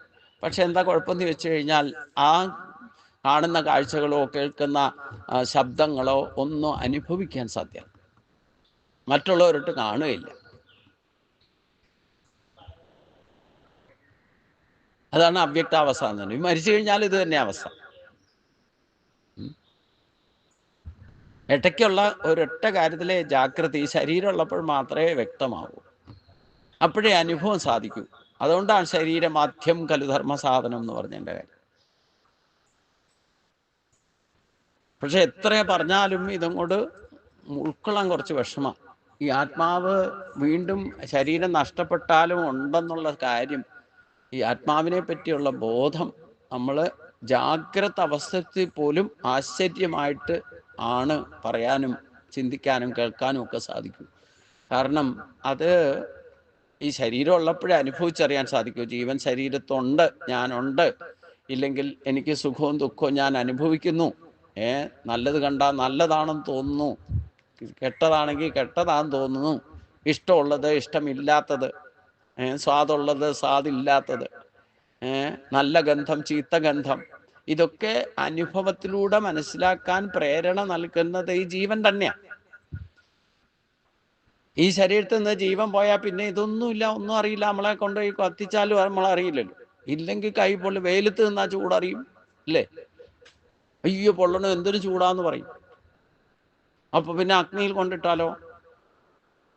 അപ്പൊ ജാഗ്രത അവസ്ഥയിൽ ഇതൊക്കെ തിരിച്ചറിഞ്ഞുകൊള്ളണം.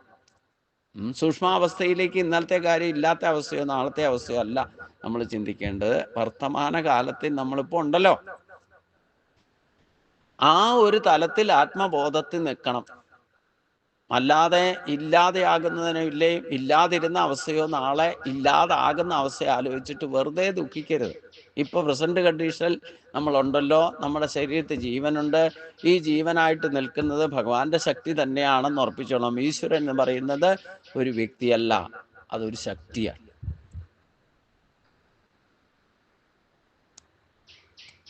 ആ ശക്തിയുടെ കെയർ ഓഫിലാണ് ശരീരം കിട്ടിയിരിക്കുന്നതും ശരീരത്തെ നിലനിൽക്കുന്നതും ശരീരത്തിലൂടെ നമ്മൾ പലതും അനുഭവിച്ചറിയുന്നു.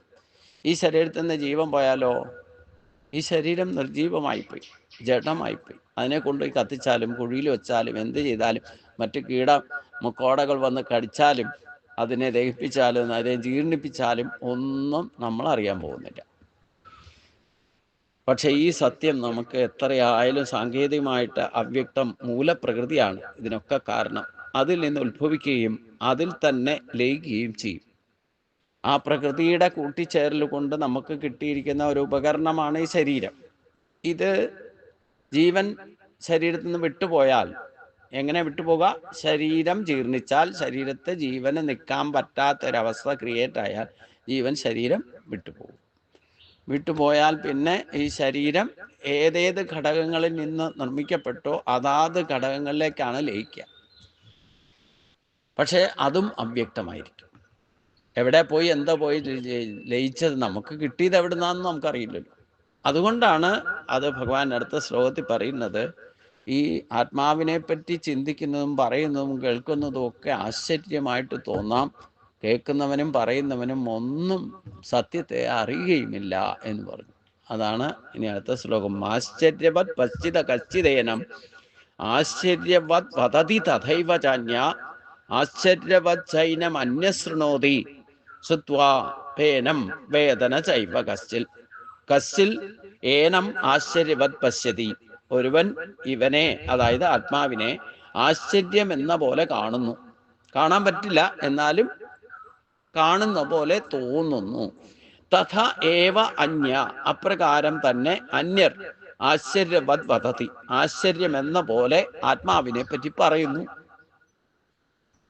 അന്യ ച ഏനം ആശ്ചര്യവത്, വേറെ ചിലർ ആത്മാവിനെ കുറിച്ച് ശൃണോതി, ആശ്ചര്യം എന്ന പോലെ കേൾക്കുന്നു. ശ്രുത്വാ ച കശ്ചിൽ അപി, കേട്ടിട്ടും ഒരാളും, കണ്ടിട്ടും കേൾക്കുകയും പറഞ്ഞിട്ടും ഒരാളും ആത്മാവിനെ ന വേദ ഏവത, അറിയുന്നില്ല തന്നെ. യഥാർത്ഥത്തിൽ ആരും ആത്മാവിനെ അറിയുന്നില്ല.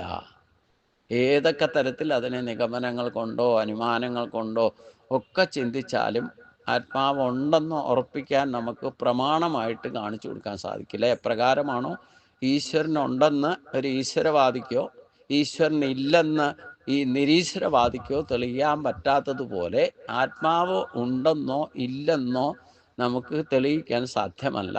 അതുകൊണ്ട് അത് നാവേദ എന്ന് പറഞ്ഞാൽ അത് പെട്ടെന്ന് ആർക്കും അറിയാൻ സാധ്യമല്ല. പിന്നെ എങ്ങനെ അത് അറിയുക? ആത്മാവിൻ്റെ ശക്തിയെ അനുഭവിച്ചറിയുക. നമുക്ക് ഏത് തരത്തിലുള്ള അനുഭവവും പ്രദാനം ചെയ്യുന്നത് ഈ ജീവാത്മാവാണ്, അഥവാ ആത്മാവാണ്. അത് ഈശ്വരൻ്റെ ശക്തിയാണ്. അത് അവ്യക്തമായതുകൊണ്ട് ആർക്കും പ്രമാണമായിട്ട് അറിയാൻ സാധിക്കില്ല എന്നാണ് പറഞ്ഞത്. ഒരാൾ ആത്മാവിനെ ആശ്ചര്യവസ്തു പോലെ കാണും അഥവാ വിചാരിക്കും. അതേപോലെ തന്നെ മറ്റൊരാൾ ആത്മാവിനെക്കുറിച്ച് ആശ്ചര്യം എന്ന പോലെ പറയും. വേറെ ചിലർ ആത്മാവിനെക്കുറിച്ച് ആശ്ചര്യം എന്ന പോലെ കേൾക്കുകയും പറയുന്നത് കേൾക്കുകയും പറഞ്ഞാലും വേണ്ടില്ല കേട്ടാലും വേണ്ടില്ല ആത്മാവിനെ ആരും അറിയുന്നില്ല തന്നെ. ആർക്കും ഇന്ന് വരെ പ്രത്യക്ഷ പ്രമാണമായിട്ട് ആത്മാവിനെ ആരും കണ്ടിട്ടുമില്ല എന്നർത്ഥം. കാരണം അവ്യക്തമായിരിക്കുന്നതിന് എങ്ങനെ കാണാൻ സാധിക്കും? ഇന്ദ്രിയങ്ങൾക്ക് ഗോചരമല്ല, അഗ്രാഹ്യമാണ്, അവികാര്യമാണ്, അചിന്ത്യമാണ്, ചിന്തിക്കാൻ പോലും വിഷമ. പിന്നെ എങ്ങനെ ഇതിനെ അറിയാം? ആത്മശക്തിയെ അനുഭവിച്ചുകൊണ്ട് അറിയണം. ഞാനുണ്ട് എന്ന് പറയുന്ന ബോധം, ആ ബോധമാണ് ആത്മാവ്. അതാണ് ആത്മബോധം എന്ന് പറയുന്നത്. ദേഹീ നിത്യം അവധ്യോയം ദേഹേ സർവസ്യ ഭാരത തസ്മാത് സർവാണി ഭൂതാനി നത്വം ശോചിതുമർഹസി.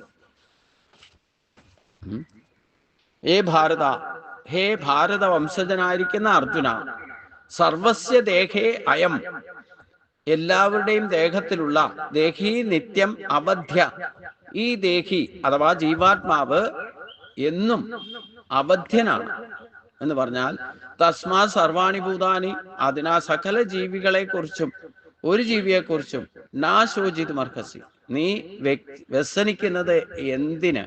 വ്യസനിക്കുന്നതിന് അർഹനല്ല, വ്യസനിക്കാൻ പാടില്ല എന്നാണ് ഭഗവാൻ പറയുന്നത്.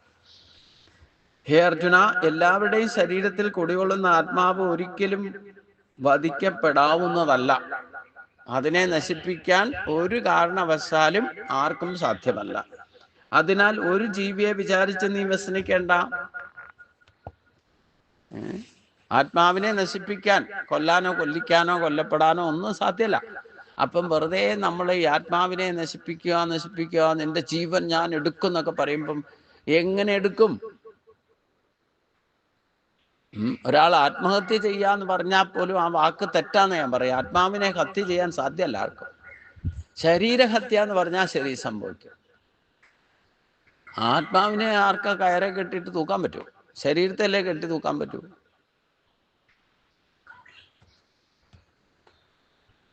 ഈ സത്യം അറിയാത്തത് കൊണ്ട് വെറുതെ തെറ്റായ വാക്കുകൾ പോലും പ്രചരിപ്പിച്ചുകൊണ്ടിരിക്കുക മനുഷ്യൻ. അതിൻ്റെ വാക്കിൻ്റെ അർത്ഥം പോലും ശരിക്കും മനസ്സിലാക്കുന്നില്ല. ആത്മബോധം ഇല്ല, അതുകൊണ്ട് ആത്മാവിനെ ഹത്യ ചെയ്യാൻ ആർക്കും സാധ്യമല്ല. എന്നിട്ടും ആത്മഹത്യ ചെയ്തു എന്ന് പറയും. ശരീരഹത്യയാണ് ചെയ്യുന്നത്. ആത്മാവിനെ ഹത്യ ചെയ്യാൻ ആർക്കും സാധ്യമല്ല, ഹനിക്കാനേ സാധ്യമല്ല, ഹനിക്കപ്പെടാനും സാധ്യമല്ല. ഇങ്ങനെ ഒരുപാട് തെറ്റായ പദങ്ങൾ നമ്മൾ ഉപയോഗിച്ച് അതിൽ തന്നെ മുറുക്കി പിടിച്ചുകൊണ്ടിരിക്കേണ്ട, കുറ്റി അടിച്ച പോലെ. നീ ശരീരഹത്യ എന്താ, ജീവിക്കണ്ട അല്ലെങ്കിൽ എന്തിനും ജീവിക്കണോ എന്നൊക്കെ തോന്നിയിട്ടില്ലേ ശരീരഹത്യ ചെയ്യണത്? എന്ത് കാരണം പറഞ്ഞിട്ടാണോ ഈ ശരീരം ഉപേക്ഷിച്ച് പോകുന്നത്? നമുക്ക് കിട്ടിയ ഒരു ഗിഫ്റ്റ് കിട്ടിയിട്ട് അത് നശിപ്പിച്ചിട്ട് പോയാലും പിടുത്തം വിടില്ല. വീണ്ടും അതേ കാരണം കൊണ്ട് വന്ന് ജനിക്കുകയും എന്താണോ പ്രശ്നം ഉണ്ടാക്കി വെച്ചത് അത് സ്വയം പരിഹരിക്കുന്നത് വരെ പിടുത്തം വിടുന്ന പ്രശ്നമില്ല. പക്ഷെ ഇത് പറഞ്ഞാൽ ആർക്കും മനസ്സിലാവില്ല. ഒരാൾ കടം വരുത്തി വെച്ചിട്ട് ആ കടബാധ്യത കൊണ്ട് ശരീരം ത്യജിച്ചാൽ അതേ കുടുംബത്തിൽ അതേ സ്ഥാനത്ത് വന്ന് ജനിക്കും. എന്നിട്ട് ഈ കടം തീർക്കാൻ വേണ്ടിയിട്ട് ഇയാൾക്ക് പ്രയത്നിക്കേണ്ടി വരും. പക്ഷെ എന്താ കാരണം? ഒരു ഗുണം എന്താന്ന് ചോദിച്ചു കഴിഞ്ഞാൽ നമ്മൾ ആരുടെ അടുത്തുനിന്ന് മേടിച്ചെന്നോ ആർക്കാ കൊടുക്കാനുള്ളതെന്നോ രണ്ടാമത് വരുമ്പോൾ അറിയില്ല. പക്ഷെ കൊടുക്കാനുള്ളവർ നിങ്ങൾ അറിയാതെ തന്നെ അവർക്ക് കൊടുക്കുകയും ചെയ്യും, അവർ മേടിച്ചുകൊണ്ട് പോവുകയും ചെയ്യും. എന്നിട്ട് നിങ്ങൾ പിന്നെയും കരഞ്ഞുകൊണ്ട് നടക്കും. എന്താ, ഞാൻ കൊടുത്തിട്ട് കിട്ടിയില്ല എന്ന് പറഞ്ഞിട്ട്. പഴയത് കൊടുക്കാനുള്ളത് മേടിച്ചുകൊണ്ട് പോയതാ. ജന്മം ചെയ്താൽ കിട്ടില്ല. അങ്ങനെയാണെങ്കിൽ നിങ്ങൾക്ക് തരാനുള്ളതോ ആരെങ്കിലും തരാൻ കിടക്കേണ്ട, അത് തരാനുള്ളത് കിട്ടിയില്ല എന്ന് പറഞ്ഞുകൊണ്ട് ദുഃഖിച്ചിട്ട് മരിച്ചാൽ നിങ്ങൾ ആവശ്യപ്പെടാതെ തന്നെ അടുത്ത ജന്മത്തിൽ മറ്റേ ആള് കൊണ്ടു തന്നിരിക്കും. എനിക്കെന്തിനാ ഈ പണം കൊണ്ട് തന്നതെന്ന് നിങ്ങൾ ചോദിക്കും. അപ്പം പഴയത് ഓർമ്മയില്ല, കൊടുത്തത് തിരിച്ച് തരാനുള്ളത് കടം കിടക്കുന്നുണ്ടാവും. അത് കൊണ്ടുവന്നാൽ യാതൊരു പ്രീ കണ്ടീഷനും ഇല്ലാതെ ചിലപ്പോൾ കുറച്ച് പണം കൊണ്ട് തന്നിട്ട് പോകും. നിങ്ങൾക്ക് തരാനുള്ളത് തന്നേക്കണമെന്ന് അർത്ഥം. പക്ഷേ ഇതൊന്നും ഈ പഴയ കാര്യങ്ങളൊന്നും ഓർമ്മയില്ലാത്തത് കൊണ്ട് നമുക്ക് ഇങ്ങനെയുള്ള ചില സംഭവങ്ങളൊക്കെ സംഭവിക്കും. പുതിയ ശരീരം കിട്ടുമ്പോൾ ഇതൊന്നും. അപ്പോൾ ആത്മാവിനെ ശരിക്കും എങ്ങനെയൊക്കെ ആയാലും വേണ്ടില്ല, എത്ര ജന്മങ്ങൾ വന്നാലും ആത്മാവിനെ ശരിക്ക് ആരും അറിയുന്നില്ല എന്നാണ് ഭഗവാൻ പറയുന്നത്. അതുകൊണ്ട് അതിനാൽ ഒരു ജീവിയെ വിചാരിച്ചിട്ടും വ്യസനിക്കണ്ട. ആര് മരിച്ചു എന്ന് പറഞ്ഞാലും ആര് ജനിച്ചു എന്ന് പറഞ്ഞാലും വെറുതെ ടെൻഷൻ ആകുമൊന്നും വേണ്ട. ഇന്ന് ഞാൻ നാളെ നീ എന്ന് പറഞ്ഞ പോലെ എല്ലാവരും വന്നു പോകാനുള്ളവർ തന്നെയാണ്. കർമ്മബന്ധനം തീർന്നിട്ടില്ലെങ്കിൽ ഒരു സങ്കടവും വേണ്ട. തിരിച്ച് അതേ സ്ഥാനത്ത് അതേ ഗ്രഹത്തിൽ തന്നെ അതേ തലമുറയിൽ വന്ന് വീണ്ടും ജനിക്കും. എന്തെങ്കിലും പരിഹാരങ്ങൾ കർമ്മങ്ങൾ ബാക്കിയുണ്ടെങ്കിൽ അത് സ്വയം ചെയ്ത് തീർക്കുന്നവരെ ബന്ധനം തീരുവില്ല എന്നർത്ഥം. ആ ബന്ധനം തീരാതിരിക്കാൻ എന്താ കാരണം? അവൻ്റെ സ്വഭാവം അനുസരിച്ചുള്ള കർമ്മം ചെയ്യണമെന്നാണ് പറയണേ. സ്വധർമ്മമഭിചാപേക്ഷ്യ വികമ്പിതുമർഹസി ധർമ്മ്യാർത്ഥി യുദ്ധാശ്രയോ അന്യ ക്ഷത്രിയസിനെ വിദ്യതേ.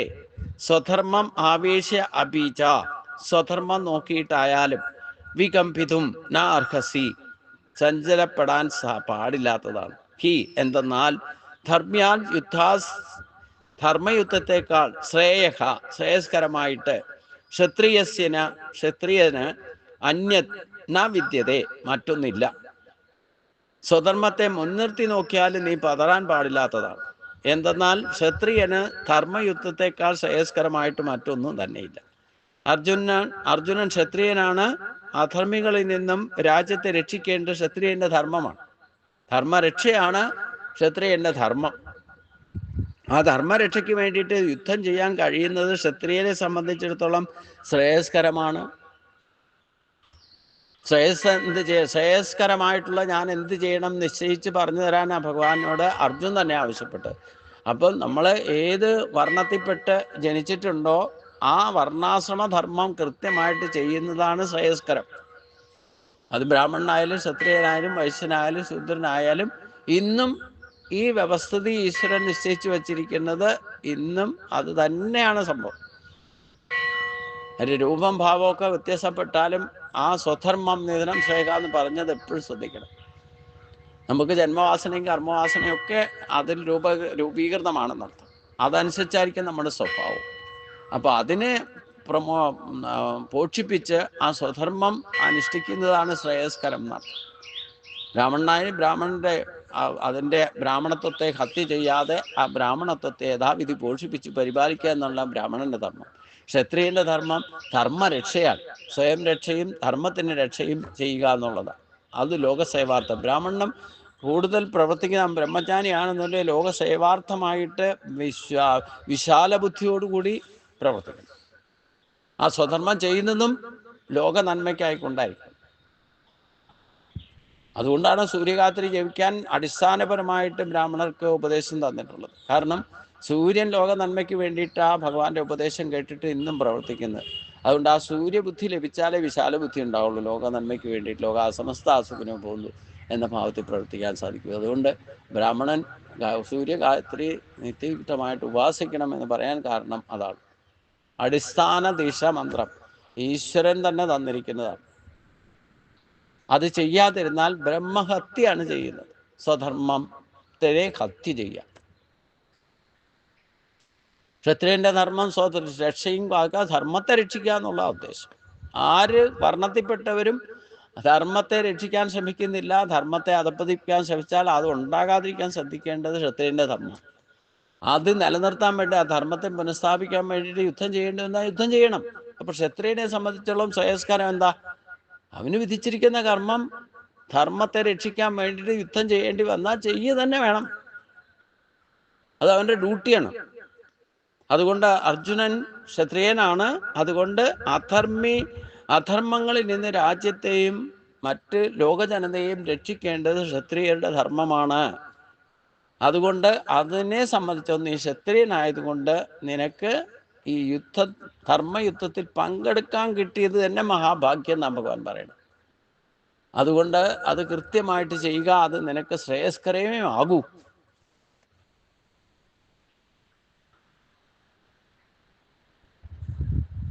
അപ്പൊ യാദൃശ്ചികമായിട്ട് കിട്ടിയിരിക്കുന്ന ഈ ഒരു ഭാഗ്യം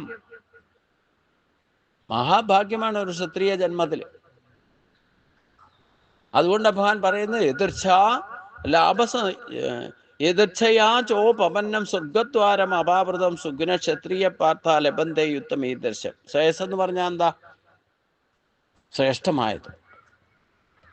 അപ്പൊ ഈ ധർമ്മം, ഹേ പാർത്ഥ, അല്ലയോ അർജുന, എതിർച്ഛയാ ഉപപന്നം എന്ന് പറഞ്ഞാൽ യാദർച്ഛികമായിട്ട് വന്നു ചേർന്നതും, അപാവൃതം സ്വർഗദ്വാരം ച, തുറന്ന സ്വർഗവാതിലുമായിരിക്കുന്ന ഈ ദൃശ്യം യുദ്ധം, ഇപ്രകാരമുള്ള ധർമ്മയുദ്ധം, സുഖിന ക്ഷത്രിയ ലഭന്തേ, സുഖികളായിട്ടുള്ള ഭാഗ്യവാന്മാരായിരിക്കുന്ന ദൈവിക സമ്പത്തോടു കൂടി ജനിച്ചിരിക്കുന്ന ക്ഷത്രിയന്മാർക്ക് ലഭിക്കുകയുള്ളൂ എന്നാണ് ഭഗവാൻ പറയുന്നത്. അർജുന, വിചാരിച്ചിരിക്കാതെ വന്നു ചേർന്നതും സ്വർഗപ്രാപ്തിക്ക് ഹേതുവുമായിരിക്കുന്ന ഇതുപോലുള്ള ധർമ്മയുദ്ധം ഭാഗ്യവാന്മാരായിരിക്കുന്ന ക്ഷത്രിയർക്ക് മാത്രമേ ലഭിക്കുകയുള്ളൂ. ധർമ്മ അനുഷ്ഠാനത്തിൽ ദത്തശ്രദ്ധരും ധർമ്മരക്ഷകരുമായിരിക്കുന്ന ക്ഷത്രിയർക്ക് ധർമ്മയുദ്ധം തുറന്ന സ്വർഗവാതിലാണ്. ഇപ്പൊ ഈ ധർമ്മയുദ്ധത്തിൽ പങ്കെടുത്തിട്ട് മരിച്ചാലും പേടിക്കേണ്ട, സ്വർഗം കിട്ടും. ഇനി ജയിച്ചാലോ അതിൽ നിന്ന് ഈ ഭോഗസുഖങ്ങൾ ഈ ലോകത്ത് അനുഭവിക്കാനുള്ളതൊക്കെ സുഖമായിട്ട് അനുഭവിക്കാം. എങ്ങനെ നോക്കിയാലും കാലാകാലം അനുഭവിക്കാൻ സാധിക്കും. അതുകൊണ്ട് ശ്രേയസ്കരമാണ്. നീ ധർമ്മം, നിന്റെ ഡ്യൂട്ടി അനുസരിച്ചുള്ള കർമ്മം ചെയ്തുകൊണ്ട് മരിക്കാനിട വന്നാലും നിനക്ക് സ്വർഗപ്രാപ്തി കിട്ടും.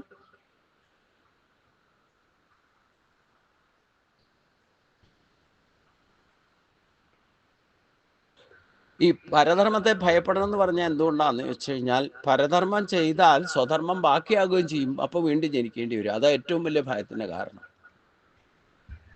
പുതിയൊരു ബന്ധനം ഉണ്ടാക്കി വെക്കുകയും കൂടെ ചെയ്യും.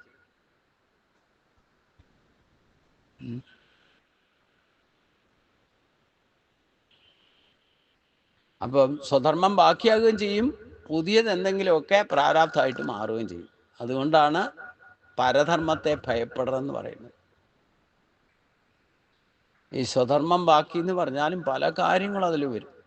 നമ്മുടെ സ്വഭാവം കൊണ്ട് പൂർവജന്മാർജിതമായ പ്രാരാബ്ധങ്ങൾ ബാക്കി വരുന്നത് മാത്രമല്ല, നമ്മൾ ഈശ്വരൻ തന്നിട്ട് നമുക്ക് ഈ ധർമാചരണത്തിന് വേണ്ടിയിട്ട് കിട്ടിയിരിക്കുന്ന ധർമ്മക്ഷേത്രത്തിലുള്ള ശക്തികൾ പോലും ക്ഷയത്തിനിട വരും. അത് എന്തിനു വേണ്ടിയിട്ടാണോ നമുക്ക് കിട്ടിയത് അത് അതിന് തന്നെ ഉപയോഗിക്കണം. അത് മറ്റൊരു കാര്യത്തിന് വേണ്ടിയിട്ട്, പരധർമ്മം ചെയ്യാൻ വേണ്ടിയിട്ട് ഉപയോഗിച്ചാൽ ആ ശക്തികൾ, ഏത് ശക്തിയാണോ ഈശ്വരൻ തന്നത് നിങ്ങൾ ഉപയോഗിക്കാതെ വരുന്നോ, പിന്നെ അടുത്ത ജന്മത്തെ അതില്ലാതെ വരും. അത് കൂടുതൽ എഫക്റ്റ് ചെയ്യുന്ന പരധർമ്മം ചെയ്യുമ്പോഴാണ്. അതുകൊണ്ടാണ് ഭയപ്പെടുന്നതെന്ന് പറയുന്നത്. അവിടെ നമ്മുടെ ബുദ്ധിയായിരിക്കില്ല, മറ്റൊരാൾ പറയുന്ന ബുദ്ധിയിലായിരിക്കും നമ്മൾ പ്രവർത്തിക്കുക. അവർ കാണിച്ചു തരുന്നതായിരിക്കും സത്യമെന്ന് വിചാരിക്കുക, അവർ കേൾപ്പിച്ചു തരുന്നതായിരിക്കും സത്യമെന്ന് വിചാരിക്കുക. അപ്പോൾ സത്യത്തെ, യഥാർത്ഥ സത്യത്തെ മറച്ചിട്ട് മറ്റൊരാൾ കാണിച്ചു തരുന്ന മറ്റൊരാളുടെ ബുദ്ധിയൊക്കെ പ്രവർത്തിച്ചാൽ നിങ്ങളുടെ ബുദ്ധി മന്ദീഭവിക്കും. നിങ്ങൾ യൂട്ടിലൈസ് ചെയ്യുന്ന പരധർമ്മം മറ്റൊരാളുടെ ബുദ്ധിയാണ് ഉപയോഗിക്കുന്നതെങ്കിൽ, മറ്റൊരാളുടെ കാഴ്ചശക്തിയാണ് ഉപയോഗിക്കുന്നതെങ്കിൽ, അതാണ് സത്യം എന്ന് വിചാരിച്ചാൽ അപ്പം നിങ്ങളുടെ ശക്തികൾക്കൊക്കെ ക്ഷതം വരും എന്നർത്ഥം. അത് ഒരുപാട് ഘടകങ്ങളുണ്ട് നമ്മൾ ചിന്തിച്ചാൽ.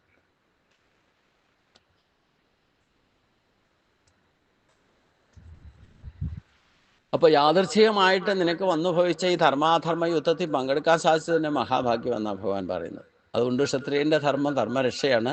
അത് ചെയ്തുകൊണ്ട് നീ ശരീരം ധരിക്കേണ്ടി വന്നാലും, മറ്റുള്ളവർ നിന്നെ കൊന്നാലും വേണ്ടില്ല, ഈ യുദ്ധഭൂമിയിൽ വെച്ചാണ് മരിക്കുന്നതെങ്കിൽ അത് സ്വർഗപ്രാപ്തിക്ക് കാരണമാണ്. ഈ യുദ്ധം ജയിച്ചാലോ അപ്പോഴും സുഖസുഭോഗങ്ങൾ അനുഭവിക്കാം. എങ്ങനെ നോക്കിയാലും നല്ലതേ സംഭവിക്കൂ എന്നാണ് ഭഗവാൻ പറയുന്നത്.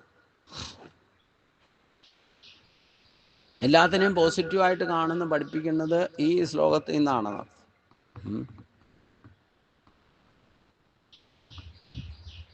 അധചേത്തം ഇമം ധർമ്മ്യം സംഗ്രാമം സ കരിഷ്യസി തഥ സ്വധർമ്മം കീർത്തിം ച ഹിത്വാ പാപം വാസ്യസി.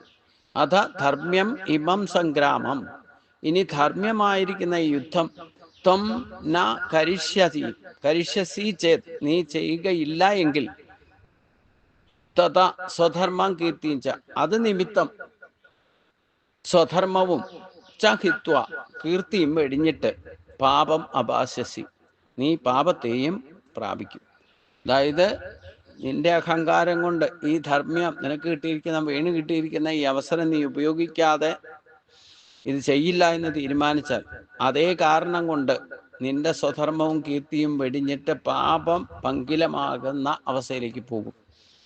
അഥവാ ധർമ്മയുക്തമായിരിക്കുന്ന യുദ്ധത്തിൽ നിന്ന് നീ പിന്മാറുകയാണ് ചെയ്യുന്നതെങ്കിൽ, നീ യുദ്ധം ചെയ്യുകയില്ല എങ്കിൽ തന്മൂലം സ്വധർമ്മവും കീർത്തിയും കളഞ്ഞ് നീ സമ്പാദിക്കുന്നത് പാപമായിരിക്കും എന്നർത്ഥം. ഇപ്പം എന്തു പാപം ചെയ്തിട്ടാണ് എനിക്ക് ഇങ്ങനെയൊക്കെ വന്ന് സംഭവിച്ചതെന്ന് ചിലർ ഈ ജന്മത്തിൽ തന്നെ പല കാരണങ്ങൾ കൊണ്ട് പറയാറുണ്ട് അല്ലേ. കണ്ണില്ലാതെ വരുന്നയാൾ, കണ്ണ് ചെവി ഇല്ലാതെ വരുന്നയാളും, ഇല്ലേ ബധിരനായിരിക്കുന്ന ആൾ, ഇല്ലേ കൈയും കാലും അംഗവൈകല്യങ്ങളൊക്കെ വന്ന് അപ്പം സ്വയം ഇരുന്ന് എപ്പോഴെങ്കിലും ചിന്തിക്കാത്തവരുണ്ടാവില്ല, ഞാൻ എന്ത് പാപം ചെയ്തിട്ടാണ് എനിക്ക് ഇങ്ങനെ ശരീരത്തിന് ഇങ്ങനെ ഒരു അവസ്ഥ വന്നതെന്ന് ചിന്തിക്കും. അത് തന്നെയാണ് പാപപങ്കിലാകുക എന്ന് പറഞ്ഞാൽ. ഞാൻ പറഞ്ഞില്ലേ, നമ്മുടെ ശരീരത്തെ ഈശ്വരീയമായ ശക്തികൾ കൊണ്ടാണ് ശരീരം തന്നെ നിർമ്മിച്ചിരിക്കുന്നത്. അപ്പം അതിനെ വേണ്ടത് വേണ്ട പോലെ ഉപയോഗിക്കാൻ തന്നെ നമുക്ക് സ്വാതന്ത്ര്യമായിട്ട് ഉപയോഗിക്കാൻ അത് തന്നിരിക്കുന്നത്. അതിൽ മറ്റുള്ളവരൊന്നും ഇടപെടുത്തേണ്ട ആവശ്യകതയൊന്നുമില്ല. സഹായിക്കാൻ വേണമെങ്കിൽ ആരെങ്കിലും നിങ്ങൾക്ക് നിയോഗിക്കാം, പക്ഷേ ജീവിക്കേണ്ടത് നിങ്ങൾ തന്നെയല്ലേ. അത് അനായാസനെ ജീവിക്കണം, സ്വയം ബുദ്ധിമുട്ടാതെ മറ്റൊരാളെ ബുദ്ധിമുട്ടിക്കാതെ ജീവിക്കണം. അതാണ് സ്വധർമ്മം എന്ന് പറയുന്നത്. അപ്പോൾ നമുക്ക് ഏതെങ്കിലും 64 കലകളിൽ ഏതെങ്കിലും ഒരു കലയും തന്നിട്ടുണ്ടാവും ജീവിതമാർഗമായിട്ട്, നമ്മുടെ പ്രൊവിഷൻ ഉണ്ടാകും. ആ കർമ്മം ചെയ്താൽ നിങ്ങൾക്ക് ശ്രേയസ്സുണ്ടാകും എന്ന് പറഞ്ഞാൽ നമുക്ക് ജീവിക്കാനുള്ളതൊക്കെ അതിൽ നിന്ന് തന്നെ ലഭിക്കും. ശരീരത്തെ സംരക്ഷിക്കാൻ സാധിക്കും, അനായാസന ജീവിതം സ്വയം ബുദ്ധിമുട്ടാതെ മറ്റൊരാളെ ബുദ്ധിമുട്ടിക്കാതെ ജീവിക്കാൻ സാധിക്കും. അതുകൊണ്ട് അഥവാ നീ ഇതൊക്കെ നിഷേധിച്ച് ചെയ്യുകയില്ല എങ്കിൽ, യുദ്ധം നിന്റെ കർമ്മം നീ ചെയ്യില്ല എന്ന് വന്നാൽ തന്മൂലം സ്വധർമ്മവും കീർത്തിയും കളഞ്ഞ് നീ സമ്പാദിക്കുന്നത് പാപമായിരിക്കും. അപ്പോൾ വീണ്ടും വന്ന് ജനിച്ചു വന്നാൽ ആ പാപത്തിന്റെ ഫലം അനുഭവിക്കുമ്പോൾ ദുഃഖം തന്നെ ഉണ്ടാവുള്ളൂ. അതായത് ഇപ്പൊ ഈ ശരീരം കൊണ്ടിരിക്കുമ്പോൾ നമ്മൾ സ്വധർമ്മം ചെയ്തില്ല എങ്കിൽ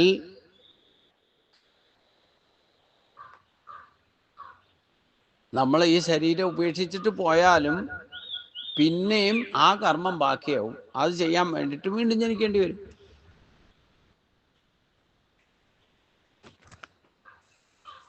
അത് വീണ്ടും വീണ്ടും ജനിക്കുക എന്ന് പറയുന്ന ആപത്താണല്ലോ. അത് തന്നെ പാപഫലമാണ്. അകീർത്തിയും ചാഭിഭൂതാനി കഥേഷ്യന്തി തേ അവ്യം സംഭവിതസ്യ ചാകീർത്തിയും മരണാത് തിരുച്ചതേ. അബീച്ച കൂടാതെ ഭൂതാനി ജനങ്ങൾ നിന്റെ നശിക്കാത്ത അകീർത്തിയും കഥേഷ്യന്തി ദുഷ്കീർത്തി പറഞ്ഞു വരുത്തുകയും ചെയ്യും. സംഭവിതസ്യ അകീർത്തി ബഹുമാനിക്കുന്നതിന് ദുഷ്കീർത്തി ഉണ്ടാകുന്ന മരണതുല്യമാണ്. മരണാതി തിരിച്ചത്, അതായത് സൽപ്പേരുണ്ടാക്കിയിട്ട് അത് ദുഷ്കീർത്തിയായിട്ട് വന്നാൽ പിന്നെ മരണത്തിന് തുല്യമാണ്. മരണത്തെക്കാൾ ഭയപ്പെടേണ്ടതാണ് ദുഷ്കീർത്തി ഉണ്ടാകുക. ജീവിച്ചിരിക്കുമ്പോൾ തന്നെ മരിച്ചതിന് തുല്യമാകും. മരണത്തെക്കാൾ കവിഞ്ഞതാണ് മരിക്കാതെ മരിക്കുക എന്ന് പറയുന്നത്. മാത്രമല്ല നിന്റെ നശിക്കാത്ത എന്നേക്കും നിലനിൽക്കുന്ന അപകീർത്തി ജനങ്ങൾ പറഞ്ഞു പരത്തും. ബഹുമാനിക്കപ്പെട്ടവന് അപകീർത്തി മരണത്തെക്കാൾ ഭയപ്പെടേണ്ടതാണ്. സ്വധർമ്മ അനുഷ്ഠാനത്തിൽ നിന്നുള്ള പിന്മാറ്റം ബഹുമാനിതന് മരണത്തെക്കാൾ ഭയപ്പെടേണ്ട അപകീർത്തി കാരണമായിത്തീരും. ഇപ്പൊ തൽക്കാലം അഹങ്കാരവും ബലവും ദർപ്പം കാരണം ഞാനിത് ചെയ്യില്ല, ഇതെൻ്റെ ജോലിയല്ല എന്നൊക്കെ പറഞ്ഞിട്ട് വിട്ടിട്ട് പോയാലും അപ്പം എന്തൊക്കെ ഉണ്ടായിരുന്നോ ഒക്കെ നഷ്ടപ്പെടുമ്പോൾ പിന്നെ എന്താണോ നിശ്ചയിച്ച് അത് ചെയ്യേണ്ടതായിട്ട് വരുന്ന. അപ്പൊ ഇതിനിടയ്ക്ക് ജനങ്ങൾ പലതും പറഞ്ഞ് പരത്തുകയും ചെയ്യും. അപ്പൊ അപകീർത്തിയാവും. ജീവിച്ചിരിക്കുന്ന ഒരാൾക്ക് പേരുദോഷം കേൾക്കേണ്ടി വന്നാൽ അത് മരണത്തിന് തുല്യ എന്നാ പറയും. മനസ്സറിഞ്ഞിട്ടൊന്നും ചെയ്തിട്ടുണ്ടാവില്ല, പക്ഷെ ദുഷ്കീർത്തി ഉണ്ടാവും. സ്വധർമാനുഷ്ഠാനത്തിൽ നിന്നുള്ള പിന്മാറ്റം ബഹുമാനിതനായിരിക്കുന്ന ആൾക്ക് മരണത്തെക്കാൾ ഭയപ്പെടേണ്ട അപകീർത്തി കീർത്തി കാരണമായി ആണ്. 100 കാര്യങ്ങൾ നല്ലത് ചെയ്തിട്ടുണ്ടെങ്കിൽ ഒരു കാലം പഴിച്ചാൽ മതി, ആ ഒരൊറ്റ കാരണം കൊണ്ട് അപകീർത്തി ഉണ്ടാവും. പിന്നെ ഈ 100ഒക്കെ വട്ടപൂജയായിപ്പോവും. 100 നല്ല കാര്യങ്ങൾ ചെയ്തു എന്ന് പറഞ്ഞാലൊന്നും ഒരു കാര്യമില്ല. പിന്നെ മുഴച്ചു നിൽക്കുന്നത് എന്തായിരിക്കും? ഈ അപകീർത്തിക്ക് കാരണമായ സംഭവമായിരിക്കും. പിന്നെ നമ്മൾ നല്ല കാര്യം ചെയ്യുമ്പോൾ പോലും മീഡിയക്കാർ നമ്മളെ പൊക്കി പിടിച്ചുകൊണ്ട് നടക്കും. എന്തെങ്കിലും കുരുത്തക്കേട് സംഭവിച്ചാലോ അതേ മീഡിയക്കാർ തന്നെ നമ്മളെ അപകീർത്തിപ്പെടുത്തും. അത് ഏത് സാഹചര്യത്തിൽ എങ്ങനെ സംഭവിച്ചത്, എന്തുകൊണ്ടാണ് സംഭവിച്ചത്, ഇതൊന്നും ആരും ശ്രദ്ധിക്കില്ല എന്നർത്ഥം. അതുകൊണ്ട് ഭയാത് രണാദു ഭരതം മംസന്തേ ത്വാം അഹാരത യേഷാം തത്വം ബഹുമതോ ഭൂത്വാ യാസ്യശിലാകം. ത്വം ഭയാത് രണാത്, നീ ഭയം മൂലമാണ് യുദ്ധത്തിൽ ഉപരതം നിന്ന് പിൻവലിഞ്ഞതെന്ന് മഹാരഥ മംസന്തേ, മഹാരഥന്മാർ വിചാരിക്കും. യേഷാം തു ത്വം ബഹുമത്വ ഭൂത്വാ, ബഹൂമത്വ ഭൂത്വ, യാതൊരുവൻ നീ ബഹുമാന്യനായിട്ട് ഭവിച്ചിരിക്കുന്നുവോ തേഷാം ലാഘവം, അവർക്ക് നീ നിസ്സാരനായി തീരുകയും യസ്യാൻസി ച ചെയ്യും, നീ യുദ്ധത്തിൽ നിന്ന് പിന്തിരിഞ്ഞാൽ ഭയം കൊണ്ടാണെന്ന് മഹാരഥന്മാർ പോലും വിചാരിക്കും. അവരൊക്കെ നിന്നെ ബഹുമാനിച്ചിരുന്നുവോ അപ്പോഴും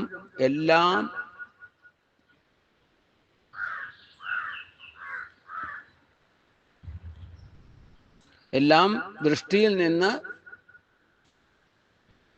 നിസ്സാരനായി തീരും. യുദ്ധത്തിന് ഒരുങ്ങി പുറപ്പെട്ട് യുദ്ധരംഗത്ത് നിന്ന് ഓടിക്കളയുന്നത് ഭീരുക്കളാണ്. വില്ലാളി വീരനെന്ന് പേര് കേട്ടിരിക്കുന്ന നീ പടക്കളത്തിൽ നിന്ന് പിന്തിരിഞ്ഞോടിയാൽ മുമ്പ് ബഹുമാനിച്ചിരുന്നവരുടെ മുമ്പിൽ നീ എത്രയോ നിസ്സാരനായി തീരും എന്നോർക്കുക എന്നാണ് ഭഗവാൻ പറഞ്ഞതിൻ്റെ അർത്ഥം. നമുക്ക് നല്ല പേരുണ്ടാക്കാൻ ഒരുപാട് പ്രയത്നം, ചീത്തപ്പേരുണ്ടാക്കാൻ നിമിഷ നേരം കൊണ്ട് സാധിക്കും. ഈ ചീത്തപ്പേരെങ്ങാനും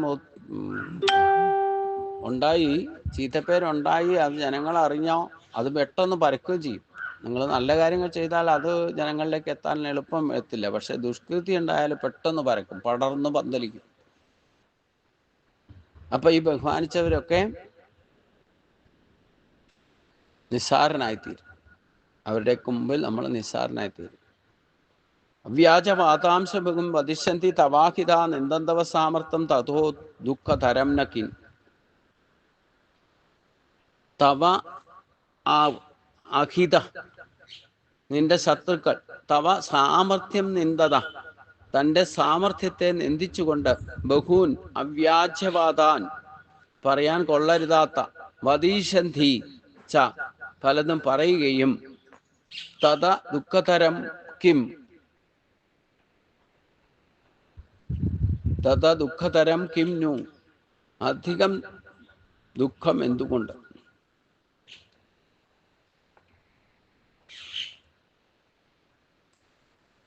നിന്റെ ശത്രുക്കൾ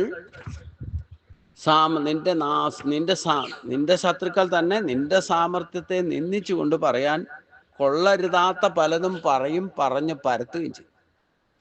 അതിലേറെ ദുഃഖം എന്താണുള്ളത്?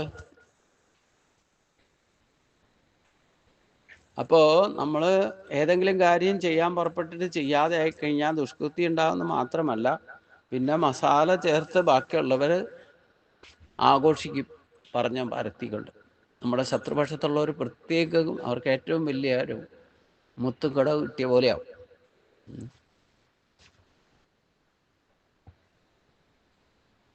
ഹതോ വാ പ്രാപ്സ്യസി സ്വർഗം ജിത്വാ വാ ബോത്സസേ മഖീൻ തസ്മാൽ ഉത്തിഷ്ഠ കൗന്ദേയ യുദ്ധായ കൃതനിശ്ചയ.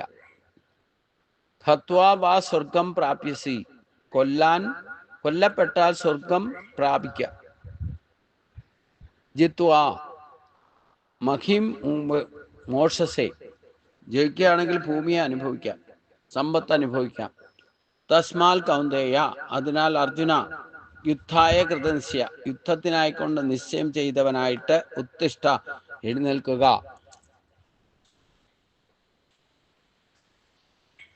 ഭഗവാൻ അപ്പം ആത്മതത്വത്തെ പറഞ്ഞു. മരണമില്ലാത്ത അവസ്ഥയും മരണം എന്തിനാണ് സംഭവിക്കുക എന്നുള്ളതൊക്കെ കൃത്യമായിട്ട് കാര്യകാരണസഹിതം പറഞ്ഞു കൊടുത്തു. ഇനി ഭൗതിക ദൃഷ്ടിയാൽ നീ ആത്മാവിനെ പറ്റി മനസ്സിലാക്കിയിരിക്കുന്നത് എന്താണോ അതിനുതകുന്ന വിധത്തിൽ കൂടി ഭഗവാൻ വ്യക്തമാക്കി കൊടുത്തു.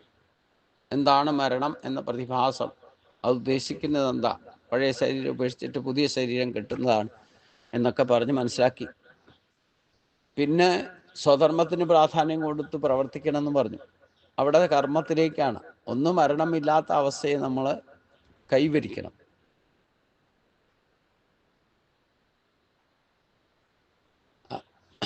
ആ കൈവരിച്ചാലോ പിന്നെ സ്വധർമ്മം ചെയ്യണം.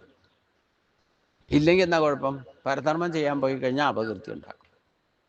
ഇനി എങ്ങാനും ദാർഷ്ട്യം കൊണ്ടോ അഹങ്കാരം കൊണ്ടോ ഞാനിതൊന്നും ചെയ്യില്ല എന്ന് വിചാരിച്ച് പോയാലും നീ നിന്നെ ബഹുമാനിച്ചിരുന്നവർ പോലും അപമാനിക്കാൻ ഇടവരും, ദുഷ്കൃതി ഉണ്ടാക്കും. അത് ജീവിച്ചിരിക്കുമ്പോൾ തന്നെ മരിച്ചതിന് തുല്യമാണ് എന്നൊക്കെ ഭഗവാൻ പറഞ്ഞു.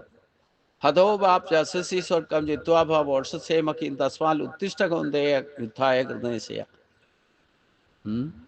കൊല്ലപ്പെട്ടാൽ ഹത വാ സ്വർഗം പ്രാപ്സ്യസി, കൊല്ലപ്പെട്ടാൽ സ്വർഗം പ്രാപിക്കാം. ജിത്വാ വാ മഹിം മോക്ഷസേ, ഭോഷസേ എന്നാണ്. ജനിക്കുകയാണെങ്കിലോ ഈ ഭൂമിയിലുള്ള സുഖമൊക്കെ അനുഭവിക്കാം. തസ്മാൽ കൗന്ദേയ, അതിനാൽ അർജുന യുദ്ധായ കൃതനിശ്ചയ, യുദ്ധത്തിനായിക്കൊണ്ട് നിശ്ചയം ചെയ്യുക. ഉത്തിഷ്ഠ, എഴുന്നേൽക്കൂ. യുദ്ധത്തിനായിക്കൊണ്ട് നീ വധിക്കപ്പെടാൻ നിനക്ക് സ്വർഗം, വധിക്കപ്പെട്ടാൽ സ്വർഗം പ്രാപിക്കാം. അതല്ല നീ യുദ്ധത്തിൽ ജയിക്കുകയാണെങ്കിലോ രാജ്യഭോഗ സുഖങ്ങളൊക്കെ അനുഭവിക്കാം. അതിനാൽ ഹേ അർജുന, യുദ്ധം ചെയ്യാൻ തന്നെ നിശ്ചയിച്ചുകൊണ്ട് എഴുന്നേറ്റാൽ, യുദ്ധത്തിൽ ഏർപ്പെട്ടാൽ നല്ലതേ വരൂ എന്ന് വ്യക്തമാക്കുന്നു. മരിച്ചാൽ വീരസ്വർഗം ലഭിക്കും, ജയിച്ചാൽ രാജ്യാധിപത്യം ലഭിക്കും. അർജുനന്റെ പ്രജ്ഞാവാദങ്ങൾക്ക് സംശയങ്ങൾക്കുമുള്ള സമാധാനമാണ് ഇവിടെ ഇതുവരെ ഭഗവാൻ നൽകിയത്. ധർമ്മയുദ്ധത്തിൽ ഏർപ്പെടുമ്പോൾ കൈക്കൊള്ളേണ്ടതായിട്ടുള്ള മനോഭാവം ഇനി ആണ് വിശദമാക്കുന്നത്. നീ യുദ്ധം ചെയ്യാൻ പറഞ്ഞു, എഴുന്നേൽക്കൂ. നിന്റെ ഈ തീരുമാനം ശരിക്കും വ്യർത്ഥമാണ് എന്ന് സൂചിപ്പിക്കുന്നു. അതുകൊണ്ട് ഇനി എഴുന്നേറ്റ് യുദ്ധം ചെയ്യണം. അതിനു വേണ്ടിയിട്ടുള്ള പ്രേരണയ്ക്ക് വേണ്ടിയിട്ട് ഭഗവാൻ പറയുന്നു, സുഖദുഃഖേ സമയകൃത്വ ലാഭാലാഭോ ജയാജയോ തഥാ യുദ്ധായോജ്യസ നൈവം പാപം അപാസ്യസി. സുഖദുഃഖങ്ങളെയും ലാഭനഷ്ടങ്ങളെയും ജയാപജയങ്ങളെയും തുല്യനിലയിൽ കരുതിക്കൊണ്ട് യുദ്ധം ചെയ്യാനൊരുങ്ങുക. അപ്രകാരമായാൽ പാപത്തെ പ്രാപിക്കുന്നതല്ല. സുഖദുഃഖങ്ങളെയും ലാഭനഷ്ടങ്ങളെയും അതിനു മുമ്പേ പറഞ്ഞു സഹിക്കാൻ തയ്യാറാകാൻ പറഞ്ഞിട്ടുണ്ട്. സുഖദുഃഖേ ലാഭാലാഭോ, സുഖദുഃഖേ ലാഭാലാഭോ ജയാജയവും സമകൃത്വ. സുഖദുഃഖങ്ങളെയും ലാഭനഷ്ടങ്ങളെയും ജയാപജയങ്ങളെയും തുല്യമാക്കി ചെയ്തിട്ട് തഥ യുദ്ധായുജസ്, അനന്തരം യുദ്ധത്തിനായി ഒരുങ്ങുക. ഏവം പാപം ന അവാപ്യസി, അനന്തരം യുദ്ധത്തിന് ഒരുങ്ങുക. ഇപ്രകാരമായാൽ പാപത്തെ പ്രാപിക്കുകയില്ല എന്നർത്ഥം. പിന്നീട്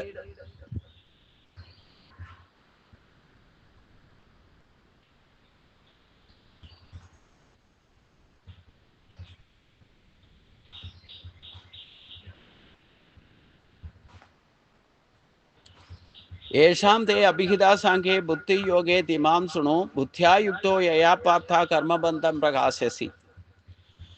ഹേ പാർത്ഥ, അഭിഹിത അർജുനൻ, നിനക്ക് ഉപദേശിക്കപ്പെട്ട യേഷാം സാഖ്യേ ബുദ്ധി, ഇത് സാഖ്യത്തിലെ ജ്ഞാനമാകുന്നു. യോഗേ തു ഇമാം ശൃണു, യോഗവിഷയത്തിലുള്ള ഇതിനെ, അതായത് സാഖ്യയോഗത്തെ, ജ്ഞാനത്തെ, സാഖ്യം എന്ന് പറഞ്ഞാൽ ജ്ഞാനമാണ്, ജ്ഞാനത്തെ കേട്ടുകൊള്ളുക. യയാ ബുദ്ധ്യാ യുക്തഃ, യാതൊരു ജ്ഞാനത്തോടെ കൂടിയവൻ കർമ്മബന്ധം പ്രകാശസി, കർമ്മബന്ധത്തെ ഉപേക്ഷിക്കാം. അതായത് ഇതുവരെ പറഞ്ഞ സാഖ്യയോഗമാണെന്നർത്ഥം. ആ സാഖ്യയോഗം എന്ന് പറയുന്നത് ജ്ഞാനമാണ്. ആ ജ്ഞാനം സാഖ്യത്തിലെ ജ്ഞാനമാക്കുന്നു. യോഗ വിഷയത്തിലുള്ള ജ്ഞാനത്തെ ആകട്ടെ കേട്ടുകൊള്ളുക. അതായത് ജ്ഞാനത്തോടുകൂടി കർമ്മം ചെയ്യണം. അപ്പൊ ജ്ഞാന വിഷയം ആണ് ഇതുവരെ പറഞ്ഞ ആത്മതത്വം എന്ന് പറയുന്ന ജ്ഞാനമാണ്. ആ ജ്ഞാനത്തോടുകൂടി കർമ്മം ചെയ്യണം. അപ്പൊ ഇനി കർമ്മം ചെയ്യാൻ വേണ്ടിയിട്ടുള്ള കർമ്മതത്വത്തെയാണ് ഇനി പറയാൻ ഉദ്ദേശിക്കുന്നത്. അത് ഞാൻ വിസ്തരിച്ച് പറയാം. കർമ്മം ചെയ്യാനുള്ള ജ്ഞാനം, ആ ജ്ഞാനത്തോടുകൂടി കർമ്മം ചെയ്താലോ കർമ്മബന്ധം പ്രഹാസ്യസി എന്ന് പറഞ്ഞാൽ കർമ്മബന്ധത്തെ ഉപേക്ഷിക്കാം. അതായത് കർമ്മബന്ധനം ഉണ്ടാകില്ല, ഈ ബന്ധനത്രയങ്ങളെ പൂർണ്ണമായിട്ടും ഒഴിവാക്കാം എന്നർത്ഥം. അല്ലയോ അർജുന, ഇതുവരെ നിനക്ക് ഉപദേശിച്ചത് സാഖ്യവിഷയമായ അറിവാകുന്നു. ഇനി കർമ്മയോഗം അനുസരിച്ചുകൊണ്ടുള്ള, അതാണ് യോഗ വിഷയത്തിലുള്ള ഇതുവരെ പറഞ്ഞ ജ്ഞാനമാണ്. ഇനി പ്രാക്ടിക്കൽ തലത്തിൽ എന്താണ് ചെയ്യേണ്ടത്, കർമ്മയോഗ വിഷയം പറയാം. ആ കർമ്മയോഗം അനുസരിച്ചുള്ള ജ്ഞാനത്തെ കേട്ടുകൊള്ളുക. അതറിഞ്ഞാൽ നിനക്ക് കർമ്മബന്ധത്തിൽ നിന്നും മുക്തനാക്കാം. സാഖ്യം എന്നിവിടെ പറയുന്നത് സാഖ്യ ദർശനമാണ് എന്ന അർത്ഥത്തിലല്ല. കപിലന്റെ സാഖ്യ ദർശനമല്ല ഇവിടെ ഭഗവാൻ പറയുന്ന സാഖ്യയോഗം.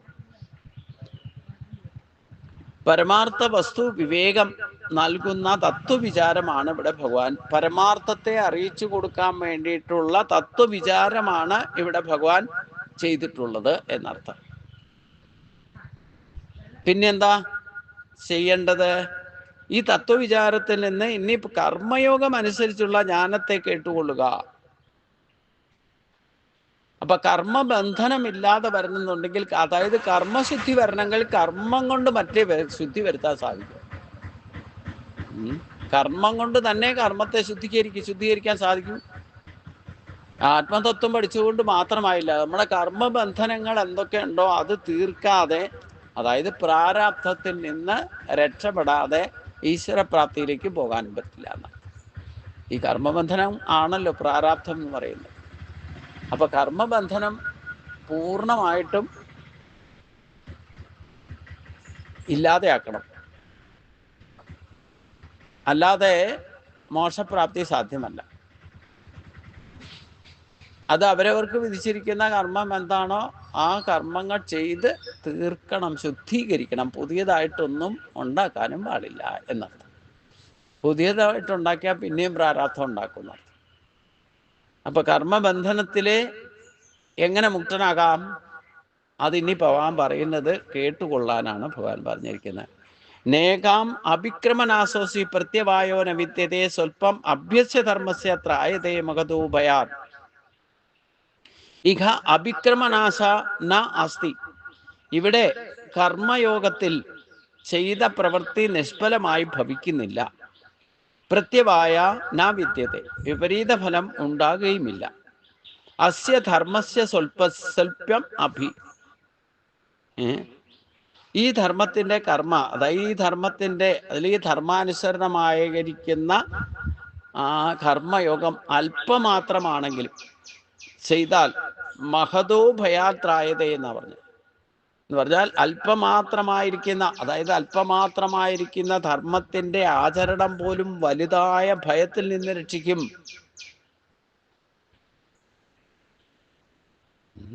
കർമ്മയോഗത്തിൽ അഭിക്രമനാശം, അതായത് കർമ്മം പൂർത്തിയാക്കാതെ ഇരുന്നാൽ നിഷ്ഫലമായാൽ ഒന്നും സംഭവിക്കില്ല. അനിഷ്ടം ആയ വിപരീത ഫലവും ഉണ്ടാവുകയില്ല. കർമ്മയോഗത്തിന്റെ അല്പമാത്രമായിരിക്കുന്ന ആചരണം പോലും വലുതായ ഭയത്തിൽ നിന്നും രക്ഷിക്കും.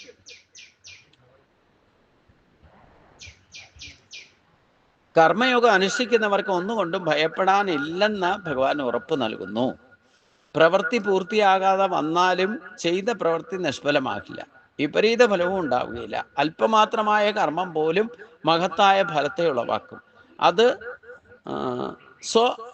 സ്വാദ് ആസ്വനകൾക്ക്, സദ്വാസനകൾക്ക് പ്രേരകമാകുകയും നന്മയിലേക്ക് നയിക്കുകയും ചെയ്യുമെന്നാണ് പറയുന്നത്. അതുകൊണ്ട് മനുഷ്യന് ജന്മം കിട്ടിയാൽ, ജനിച്ചാൽ അത് കഴിഞ്ഞ് അടുത്ത അധ്യായത്തിലേക്ക് ചെല്ലുമ്പോൾ അതൊന്നൂടെ ഉറപ്പിച്ച് തരുന്നുണ്ട്.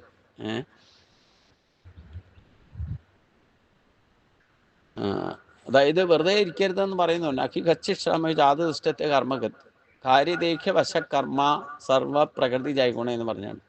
ജനിച്ചാൽ മരണം വരെ അനങ്ങാതിരിക്കരുത്. അനങ്ങാതിരുന്നാൽ അത് ശരീരത്തിന് വരെ കേടുവരുന്നാണ് പറഞ്ഞത്. അപ്പം അതുകൊണ്ട് ഈ ഒരു കർമ്മതത്വം ഏറ്റവും പ്രധാനപ്പെട്ട ഭഗവാൻ പറയുന്നത്. ജനിച്ചാൽ മരണം വരെ ശരീരം കിട്ടിയിട്ടുള്ളിടത്തോളം കാലം വെറുതെ ഇരിക്കരുത്. കർമ്മത്തിൻ്റെ കർമ്മം എന്ന് പറയുന്നത് തന്നെയാണ് ധർമ്മം. വെറുതെ ഇരിക്കാതിരിക്കുക എന്നുള്ള ശരീരത്തിന്റെ ധർമ്മം എന്താന്ന് വെച്ച് കഴിഞ്ഞാൽ വെറുതെ ഇരിക്കാതിരിക്കുക. അവിടെ വെറുതെ ഇരുന്നാൽ എന്താ കുഴപ്പം? ശരീരം വരെ കേടുവരും. അപ്പൊ ശരീരത്തിന്റെ ധർമ്മം പ്രവർത്തനമാണ്. കർമ്മയോഗത്തിലെ കർമ്മ ഇന്ദ്രിയങ്ങളെ ശരിക്കും ഉപയോഗിക്കണം. എല്ലാ ഇന്ദ്രിയങ്ങളും ഉപയോഗിക്കണത് എന്തെങ്കിലും ചെയ്യണം. അത് അന്യായമായാലും വേണ്ടില്ല, എന്തെങ്കിലും ചെയ്യാനാ പറയുന്നത്. എന്ത് ചെയ്താലും വേണ്ടില്ല, അത് മഹത്തായ ഫലത്തെ, അതും പ്രത്യേകിച്ചും ധർമ്മം അനുസരിച്ചുള്ള അല്പമാത്രമായ കർമ്മം പോലും മഹത്തായ ഫലത്തെ ഉണ്ടാക്കും.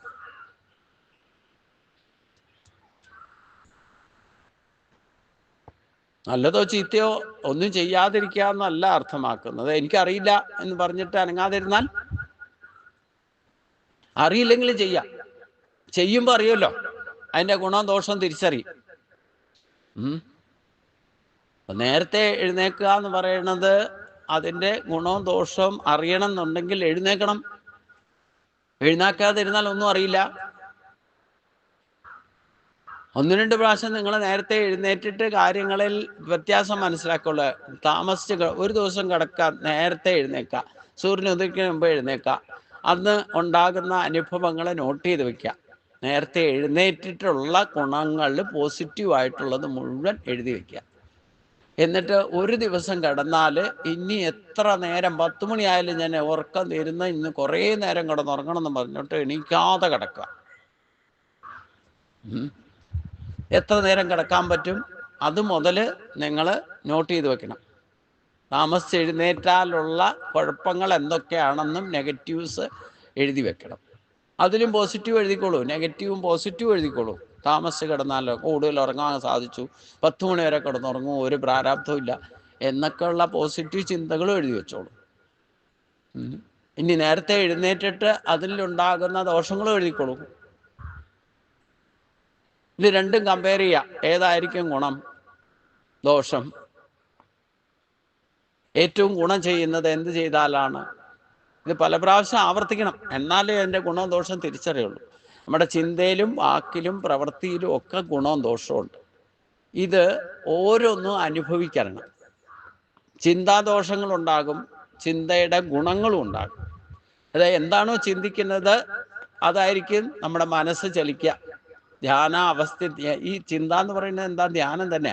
ഒരേ വിഷയത്തെ പറ്റി നിരന്തരമായിട്ട് ചിന്തിച്ചാൽ അത് ധ്യാനം.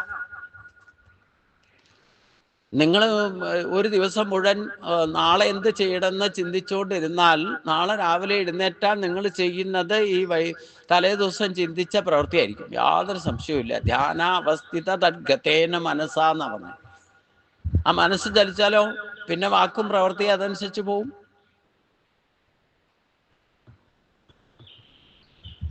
അത് എന്ത് ചെയ്താലും വരും.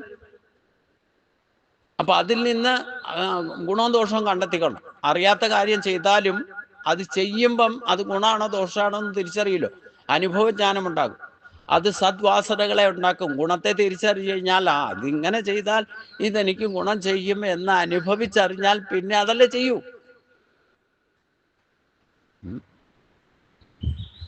ഈ പഞ്ചസാര എടുത്താലേ, പഞ്ചസാര കണ്ടാൽ നിങ്ങൾക്ക് അതിൻ്റെ ഗുണം മനസ്സിലാവോ? അതെടുത്ത് കഴിക്കണം. കഴിക്കുമ്പോൾ അതിൻ്റെ മധുരം മനസ്സിലാവും അല്ലേ? കഴിക്കാതിരുന്നാൽ മധുരം മനസ്സിലാവോ? പഞ്ചസാര വെറുതെ ഇരുന്നാൽ അതിന് മധുരമാണോ കയ്പാണോ എങ്ങനെ അറിയാം? അപ്പൊ അതെടുത്ത് കഴിക്കുമ്പോൾ അതിന് ഗുണം മനസ്സിലാവും. പിന്നെ ഇടയ്ക്കിടയ്ക്ക് ആ പഞ്ചസാര വേണം തോന്നും, അപ്പൊ സദ്വാസനയാവും. മധുരം ഇടയ്ക്കിടയ്ക്ക് കഴിക്കണം തോന്നും. പിന്നെ അതുകൊണ്ട് കുറച്ചുകൂടെ ഗുണം ഉണ്ടാകുന്ന പാൽപ്പായസം ഉണ്ടാക്കി കഴിക്കണം തോന്നും അല്ലേ? മഹത്തായ ഫലത്തിലേക്ക് പോകും. അങ്ങനെ ചെയ്തു എന്ന് വെച്ചുകൊണ്ട് അതിൽ എല്ലാ കർമ്മങ്ങൾക്കും ദോഷമുണ്ടെന്നും കൂടെ ഭഗവാൻ പറയുന്നുണ്ട്. അത് വരും അധ്യായങ്ങളിലേക്ക് ചെല്ലുമ്പോഴാണ് പറയണേ. ഈ സദ്വാസനകളെ വളർത്തിയാൽ കുഴപ്പമില്ല, പക്ഷേ ദുഷ്ടവാസനകളെ വളർത്തിയാലോ? പഞ്ചസാര ഇഷ്ടമാണ്, പാൽപ്പായസം കഴിച്ച് ഷുഗർ ആധിക്യമായാലോ? അപ്പൊ അതിൻ്റെ ദോഷവും മനസ്സിലാവും. അപ്പൊ അതും ഒരു ഫലമല്ലേ?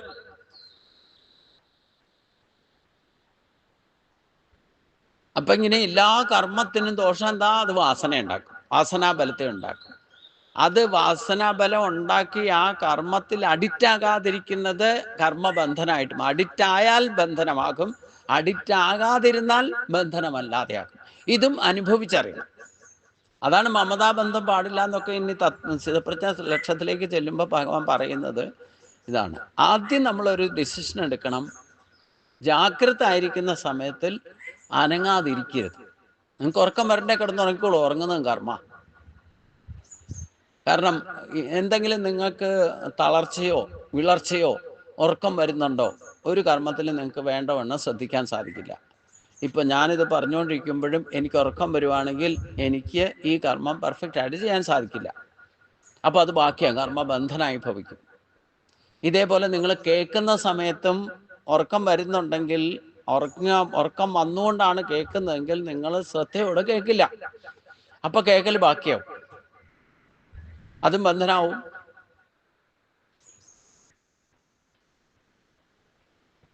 എന്നാൽ അല്പമായിട്ടുള്ളതാണെങ്കിൽ നല്ലോണം ശ്രദ്ധയോടെ കേട്ടാലോ, അത് മനസ്സിൽ ഹിറ്റ് ചെയ്താൽ ഒരൊറ്റ വാക്കുകൊണ്ട് ജീവിതം ചിലപ്പോൾ മാറ്റിമറിക്കും. അതാണ് സ്വല്പം അഭ്യസ്യ ധർമ്മസ്യ ത്രായതോ മഹതോ ഭയാന്തം. ഈ ഒരു ശ്ലോകം കാണാപ്പാടം പഠിച്ചു വെച്ചോളും. ധർമാചരണത്തിൻ്റെ അല്പമാത്രമായിരിക്കുന്ന ആചരണം പോലും ഭാവിയിൽ മഹത്തായ ഫലത്തെ ഉണ്ടാക്കും. നിങ്ങളുടെ അടുത്ത ജന്മത്തിലേക്ക് വരെ ചിലപ്പം ആ ഒരൊറ്റ കർമ്മം കൊണ്ട് ഗതി മാറ്റും.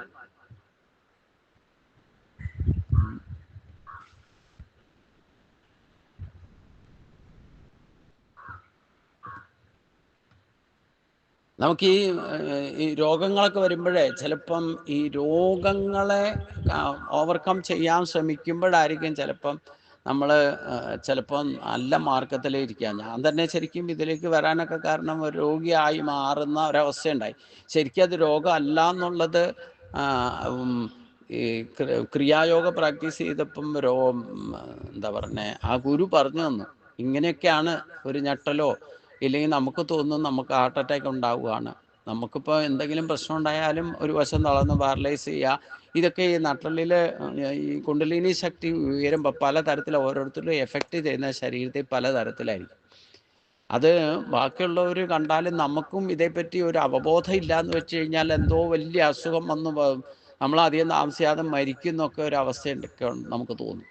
എനിക്കങ്ങനെ ഉണ്ടായി. ശരിക്കും പറഞ്ഞാൽ ശരിക്കത് അറ്റാക്ക് ആയിരുന്നില്ല എന്ന് പറയാൻ വേണമെങ്കിൽ, ഒരു സിമിലർ അറ്റാക്ക് എന്ന് പറയാം. പക്ഷേ അറ്റാക്ക് ആയിരുന്നപ്പോൾ ഹാർട്ടിന് എന്തോ കുഴപ്പം വന്നുള്ളതെന്ന ചിന്തയാണ് എനിക്കുണ്ടായത്. പക്ഷേ അനാഹത ചക്രത്തിൻ്റെ ആക്ടിവേഷനാണ് അനുഭവപ്പെട്ടത്. അത് പിന്നീടാണ് മനസ്സിലായതെന്ന് മാത്രം. പക്ഷെ പെട്ടെന്ന് നമുക്ക് ശരീരത്തിന് അതിൻ്റെ എഫക്റ്റ് വന്നാൽ പിന്നെ ഉടനെ രോഗത്തിന് ചികിത്സയാണ് തോടുക. അല്ലെങ്കിൽ വീട്ടിൽ നമ്മൾ മറ്റുള്ള കുടുംബത്തിലുള്ളവരോടൊക്കെ പറഞ്ഞു കഴിഞ്ഞാൽ യാതൊരു സംശയമില്ല, അപ്പോൾ ആശുപത്രി പോകാമെന്ന് പറയും, അല്ലേ? ആശുപത്രി പോയാൽ അവർ ഭൗതികമായി ശരീരത്തെയാണ് ടെസ്റ്റ് ചെയ്യുക. അപ്പോൾ പല പ്രശ്നങ്ങളും ചിലപ്പോൾ ഉണ്ടാകും. 10, 40, 50 വയസ്സ് കഴിഞ്ഞാൽ PSC പാസ്സാകാൻ വലിയ വിഷമമൊന്നുമില്ലല്ലോ. പ്രഷറോ ഷുഗറോ കൊളസ്ട്രോളോ എന്തെങ്കിലുമൊക്കെ ഉണ്ടാവും. പിന്നെ മരുന്നും മന്ത്രമായി അതിൻ്റെ പിന്നാലെ നടക്കും. അപ്പോൾ നമ്മളെ യഥാർത്ഥത്തിൽ ഈ ശരീരത്തിൻ്റെ ഈശ്വരശക്തിയുടെ ആക്ടിവേഷൻ മനസ്സിലാവില്ല. പക്ഷെ അന്ന് അങ്ങനെ സംഭവിച്ചു. അല്പമാത്രമായിരിക്കുന്ന ഒരു ധർമ്മത്തിൻ്റെ ആക്ഷൻ കൊണ്ട് തന്നെ മഹത്തായ ഫലത്തെ ഉണ്ടാക്കിയല്ലോ ഭാവിയിൽ. ഇതാണ് ഈശ്വരശക്തിയിൽ നമ്മൾ അത് വച്ചിട്ട് കുറച്ചു കാലത്തേക്ക് എനിക്കൊരു മരണഭയമൊക്കെ ഉണ്ടായിരുന്നു.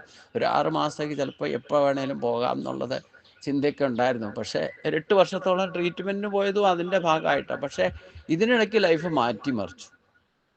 അവിടെയാണ് ഒരു വഴിത്തിരിവുണ്ടായത്. എന്തോ ഒരു കാരണം കൊണ്ട് ഗുരുവായൂരപ്പനെ ഭജിക്കണം തോന്നി. അത് കാരണമൊക്കെ പറഞ്ഞാൽ വ്യക്തമാണ്. രാമേശ്വരത്ത് പോയി 22 തീർത്ഥത്തിൽ കുളിച്ചു. പിന്നെ ബ്രാഹ്മണൻ്റെ ഡ്യൂട്ടി എന്താണ് അതൊക്കെ സ്വയം തെരഞ്ഞെടുത്ത് ചെയ്യാൻ തുടങ്ങി. ഇങ്ങനെയൊന്നും ഒരു ബ്രാഹ്മണനാണ് ഇങ്ങനെയൊന്നും ഭട്ടതിരിപ്പാടിനൊക്കെ ശരിക്കും ഗുരു 10 മണി സമയം വരെ കിടന്നുറങ്ങിയ ആള് സംബന്ധമായിരുന്നു. ഈ ഗുരുവിൻ്റെ തന്നെ മകളെയാണ് സംബന്ധം കൂടിയിട്ട് വാര്യത്ത് പോയി കിടന്നുറങ്ങായിരുന്നു നാരായണ ഭട്ടതിരിപ്പാട്. അപ്പോൾ 10 മണി വരെയൊക്കെ കിടന്നുറങ്ങും. സംസ്കൃത പണ്ഡിതനായിരുന്നു, വേദപണ്ഡിതനായിരുന്നു.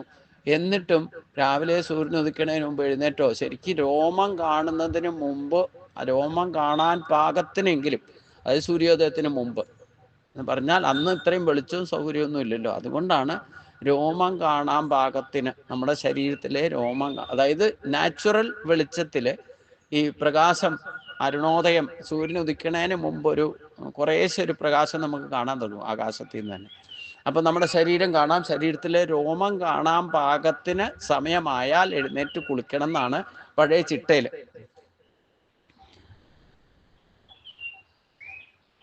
ആ സമയത്ത് വേണം സന്ധ്യാവന്ദനം ചെയ്യാനാ പറയും.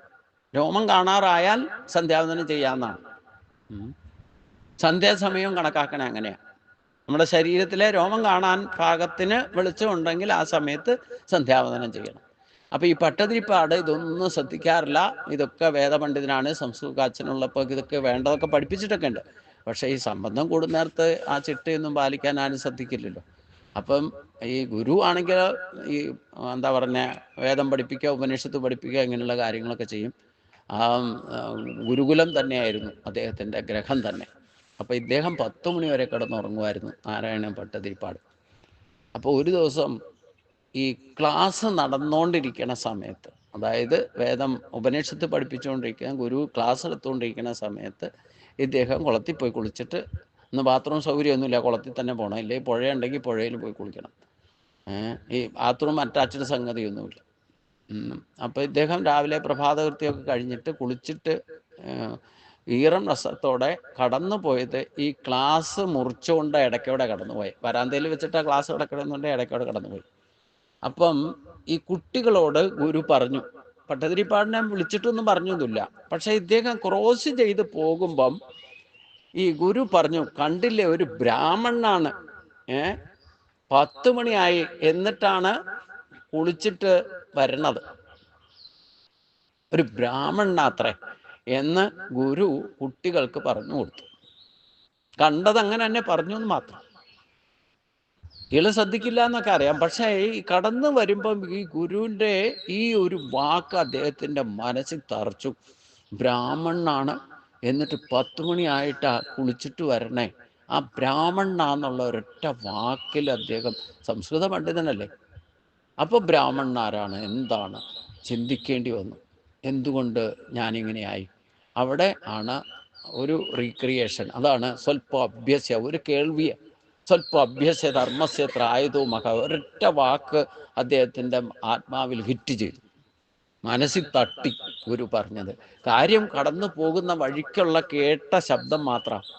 പക്ഷേ ആ ശബ്ദബ്രഹ്മം ഇദ്ദേഹത്തിൻ്റെ ബ്രഹ്മത്തെ ഉണർത്തി. ആ ബ്രാഹ്മണനാണ് പിന്നെ നാരായണീയത്തിൻ്റെ ഉപജ്ഞാതാവായിട്ട് മാറി. പിന്നെ ഇത്ര വരെ ത്യാഗമനസ്ഥിതി ഉണ്ടായി. രോഗം വന്ന് കിടന്ന ആ ഗുരുവിൻ്റെ രോഗത്തെ ഞാൻ ഏറ്റെടുക്കാം എന്ന് സമ്മതിച്ച്, അത് ഈശ്വരൻ്റെ സഹായത്താൽ ഈ രോഗത്തെ ട്രാൻസ്ഫർ ചെയ്തു തൻ്റെ ശരീരത്തിലേക്ക്. അങ്ങനെ ജന്മനാൽ രോഗി, വാതരോഗിയൊന്നും അല്ലായിരുന്നു പട്ടതിരിപ്പാട്.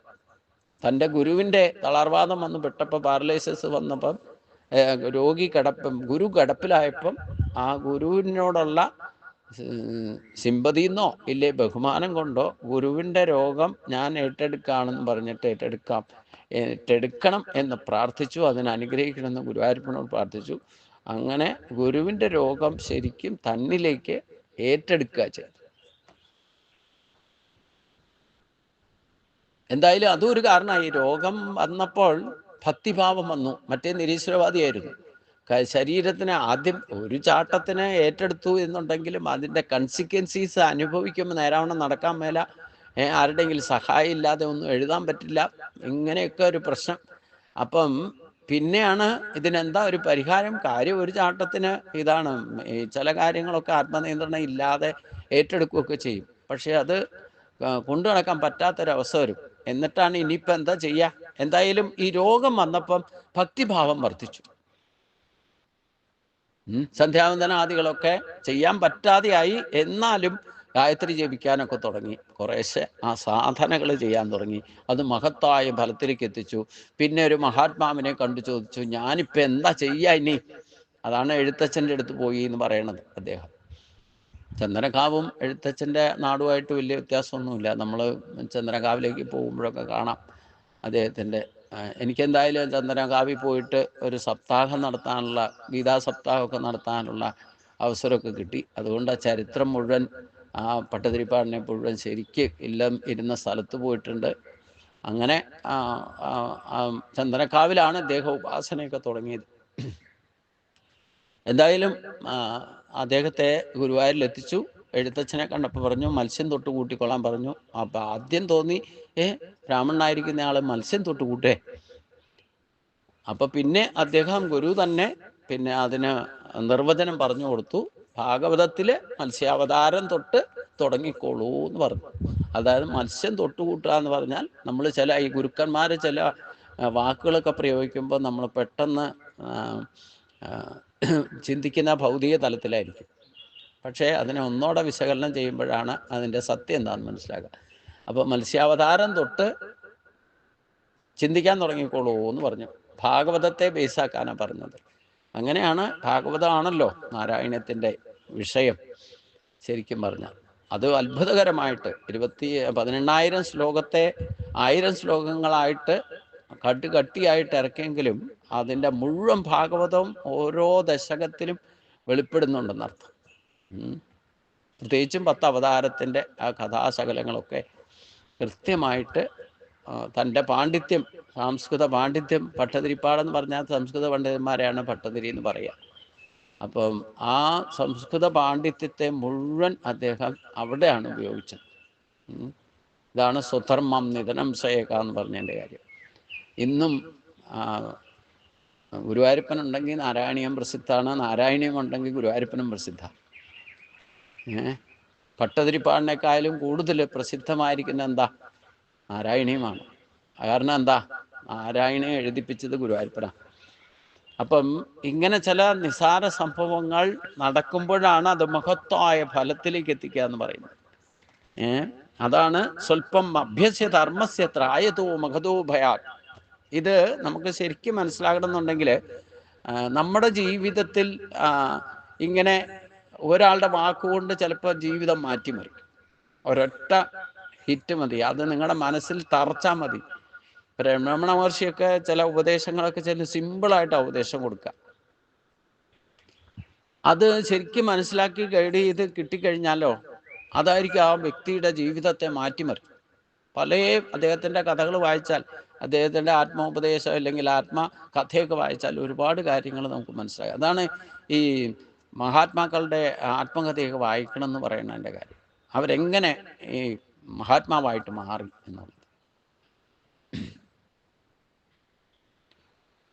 അപ്പോൾ ഇവരൊക്കെ ഭട്ടതിരിപ്പാട് ആയിക്കോട്ടെ, ഇല്ലെങ്കിൽ രമണ മഹർഷിക്ക് സ്വയസിദ്ധമായിട്ടുള്ള ചേഞ്ചസാണ് ഉണ്ടായത്. പക്ഷെ എന്നാലും അവിടെ ഒരു വാക്കെന്ന് പറയുന്നത്, ഇദ്ദേഹത്തിൻ്റെ സ്കൂളിൽ പഠിക്കുന്ന കാലത്ത് തൻ്റെ വല്യച്ഛൻ തന്നെ എവിടെയോ തീർത്ഥയാത്ര കഴിഞ്ഞിട്ട് വന്നപ്പം ഇദ്ദേഹത്തിന് ഉറക്കത്തിനാണ്, വെള്ളത്തിൽ കൊണ്ടിട്ടാലും ഉറങ്ങും. ആ ടൈപ്പ് ഒരാളായിരുന്നു രമണ മഹർഷി ചെറുപ്പത്തിൽ. സ്കൂളിൽ കൊണ്ട് ഒന്നും പഠിക്കില്ല, കണക്കൊക്കെ എത്ര പഠിപ്പിച്ചാലും തലയിൽ കയറില്ല. അങ്ങനെയൊക്കെ ആയിരുന്നു അദ്ദേഹത്തിൻ്റെ കഥ വായിച്ചാൽ അറിയാം. എന്തായാലും ഈ ചെറുപ്പത്തിൽ ഈ വല്യച്ഛനോ ചെറിയച്ഛനോ ആരോ യാത്ര കഴിഞ്ഞ് എവിടെയോ പോയിട്ട് തീർത്ഥയാത്ര കഴിഞ്ഞിട്ട് വന്നപ്പം ഈ പയ്യനോട് ചോദിച്ചു, കുശലപ്രശ്നം ചെയ്യുന്ന കൂട്ടത്തിൽ. അപ്പം രമണ മഹർഷി തന്നെ ചോദിച്ചു, അങ്ങിപ്പോൾ എവിടെ പോയിട്ടാണ് വരണേന്ന് ചോദിച്ചു. അപ്പം ഇദ്ദേഹം പറഞ്ഞു തിരുവണ്ണാമല എന്ന് പറഞ്ഞു. ഈ തിരുവണ്ണാമല എന്നൊരൊറ്റ വാക്ക് കേട്ടപ്പം അത് ഈ രമണ മഹർഷിയുടെ മനസ്സിൽ ഹിറ്റ് ചെയ്തു. കേട്ടിട്ടുള്ളതോ കണ്ടിട്ടുള്ളതോ ആയിട്ടുള്ള ഒരു സ്ഥലത്തിൻ്റെ പേര് പുതിയതായിട്ട് കേൾക്കാമെന്നല്ല തോന്നി. പണ്ട് എന്തോ ഒരു ബന്ധമുള്ളവതെ ആ ഒരൊറ്റ വാക്ക് ഹിറ്റ് ചെയ്തു.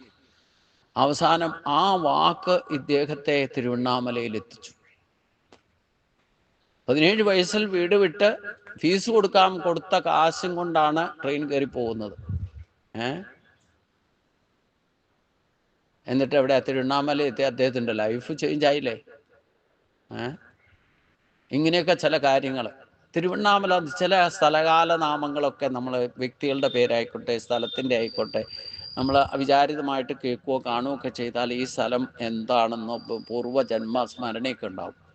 ഞാൻ ഈ അമ്പലത്തിൽ ആദ്യമായിട്ട് 2002 ഒക്ടോബറിൽ വരുമ്പം ഈ ഗേറ്റ് കടന്ന് മുൻവശത്ത് മഠത്തിൻ്റെ മുമ്പിൽ തന്നെയുള്ള ഗേറ്റിൽ കൂടെ അകത്തേക്ക് കയറുമ്പം ഈ ക്ഷേത്രം കാണുമ്പോൾ തന്നെ എനിക്കൊരു പഴയ തറവാട്ടിൽ വന്നു പോയ ആ ഒരു ഫീലിംഗ് ആദ്യത്തെ ദർശനത്തിൽ തന്നെ ഉണ്ടായി. പിന്നെ ആരോടും ചോദിക്കാതെ ഞാൻ നേരെ പോയതും ലക്ഷ്മിനാരായണൻ്റെ നടക്കിലേക്കാണ്. അന്ന് ശ്രീകോവിലൊക്കെ തകർന്നിരിക്കുകയാണ്. വിഗ്രഹവും വലത്തെ കൈവശം 2 കൈകളും തകർന്നിരിക്കുക. അതാണ് കാണുന്നത്, ആദ്യമായിട്ട് കാണുന്നത്. ആദ്യം ഞാൻ മേശാന്തി അപ്പോഴത്തേനും അവിടെ വന്നു. മേശാന്തിയോട് ഞാൻ ചോദിച്ചതും ഈ വിഗ്രഹം എന്തുകൊണ്ട് ഇതേവരെ മാറ്റിയില്ല എന്ന് ചോദിച്ചു. അന്ന് ഞാൻ ആധ്യാത്മിക പാതയിലേ പ്രവേശിച്ചിട്ടില്ല. അന്നൊരു പ്രശ്നപരിഹാരമായിട്ട് ഇവിടെ ദർശനം നടത്താൻ വന്നേ ഉള്ളൂ. പക്ഷേ ഈ മാറ്റം നോക്കിക്കോളൂ, എങ്ങനെയാന്ന് നോക്കിക്കോളൂ. ആ ചോദ്യം വരെ എവിടുന്നാ വന്നതെന്ന് എനിക്കറിയില്ല. ഈ വിഗ്രഹം ഇതുവരെ എന്തുകൊണ്ട് മാറ്റിയില്ല എന്ന് ചോദിച്ചിട്ട് പിന്നീടാണ് ഞാൻ അതേപ്പറ്റി ചിന്തിച്ച്, ഇതുവരെ മാറ്റിയില്ല എന്ന് ചോദിക്കണം എന്നുണ്ടെങ്കിൽ ഇതിനു മുമ്പ് കണ്ടിട്ടുണ്ടായിരിക്കണമല്ലോ. മേശാന്തി അതാ ചോദിച്ചേ. മാറ്റി, വിഗ്രഹം മാറ്റി. 92 വരെ കാട് കയറി കിടക്കുമായിരുന്നു. അതിനുശേഷം ഇത് വെട്ടി തെളിച്ചൊക്കെ ഇതിങ്ങനെ ആക്കിയതെന്ന് പറഞ്ഞു. ഇപ്പോഴെന്തെങ്കിലുമൊക്കെ നിത്യപൂജയൊക്കെ തുടങ്ങിയിട്ട് അധികം കാലമൊന്നും ആയിട്ടില്ല. 80-85 കാലഘട്ടത്തിലൊക്കെ അത് തുടങ്ങിയിട്ടുള്ളൂ. ഞാൻ വരുന്നത് 2002-ലാണ്. അപ്പോൾ ഒരു 10-15 വർഷം മുമ്പ് കാട് കയറി കിടന്നിരുന്ന സ്ഥലമായിരുന്നു എന്നാണ് അദ്ദേഹം പറഞ്ഞത്. എന്തായാലും ആ ഒരു ചോദ്യം എന്നെ കടന്ന് ചിന്തിപ്പിച്ചു. ഞാനിതിനു മുമ്പ് കണ്ടിട്ടുള്ളോ, അപ്പോൾ ഈ ക്ഷേത്രമായിട്ട് എന്തോ ബന്ധമുണ്ടല്ലോ എന്നൊക്കെ ചിന്തിക്കാനിട വന്നു. എന്തായാലും അദ്ദേഹം കുറച്ച് ജ്യോത്സ്യം കൂടെ പഠിച്ചിരുന്ന ആളായിരുന്നുകൊണ്ട് മേശാന്തി അന്ന് തന്നെ പറഞ്ഞു, അങ്ങ് ഇപ്പം എന്താ ചെയ്യണേ? ഞാനിപ്പം ഡിഫൻസിലായിരുന്നു, പോസ്റ്റ് ഓഫീസിലാണ് ജോലി ചെയ്യണേന്നൊക്കെ പറഞ്ഞു. അങ്ങ് പോസ്റ്റ് ഓഫീസിലെ ജോലി കൊണ്ടിരിക്കേണ്ട ആളല്ലോ, അല്ലല്ലോ എന്ന് അദ്ദേഹത്തിൻ്റെ വായിൽ നിന്നും വീണു. അതും ആരും പറഞ്ഞു പറയിപ്പിച്ചതൊന്നുമല്ല, തന്നെ അദ്ദേഹത്തിൻ്റെ വായിൽ നിന്നും വീണു. അങ്ങ് യഥാർത്ഥത്തിൽ പോസ്റ്റ് ഓഫീസിലെ ജോലിയും കൊണ്ടിരിക്കേണ്ട ആളല്ലല്ലോ എന്ന് പറഞ്ഞു. അപ്പോൾ അദ്ദേഹത്തിനും എന്തോ ഒരു മുൻ നിഗമനം ഉണ്ടായിരുന്നല്ലോ, എന്തോ ഒരു പരിചയം ഉണ്ടെന്ന് പോലെ അല്ലേ. എന്തായാലും അദ്ദേഹത്തിൻ്റെ വാക്കുകളും എല്ലാം കൂടെ കൂട്ടിച്ചേർത്ത് അയച്ചാൽ ഞാൻ പോസ്റ്റ് ഓഫീസിലെ ജോലി ഉപേക്ഷിച്ചിട്ട് പൂർണ്ണമായിട്ടും ഗീത പറയുന്ന ആളായിട്ട് മാറി. എങ്ങനെ മാറി? ഇതാണ് സ്വല്പം അഭ്യസ്യ ധർമ്മസ്യ ത്രായതോ മഹതോ ഭയാൽ.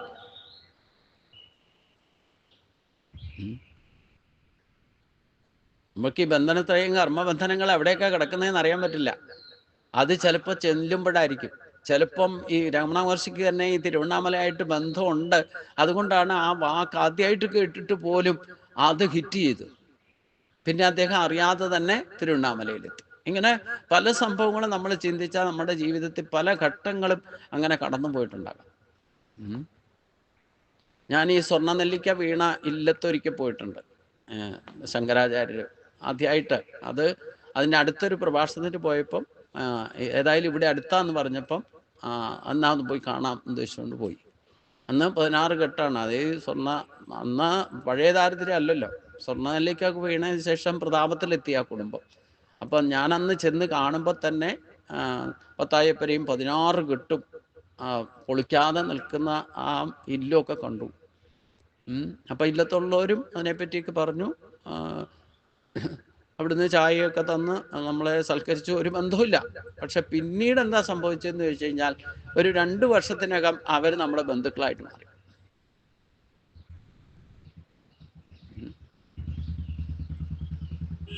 അപ്പോൾ സ്ഥലകാല ബന്ധമൊക്കെ ആത്മബന്ധം കൊണ്ട് നമ്മൾ അറിയാതെയാണെങ്കിൽ അന്വേഷിച്ച് പിടിച്ച് ചെന്ന് കഴിയുമ്പോൾ പഴയ ബന്ധം ചിലപ്പോൾ പുനഃസ്ഥാപിക്കപ്പെടും.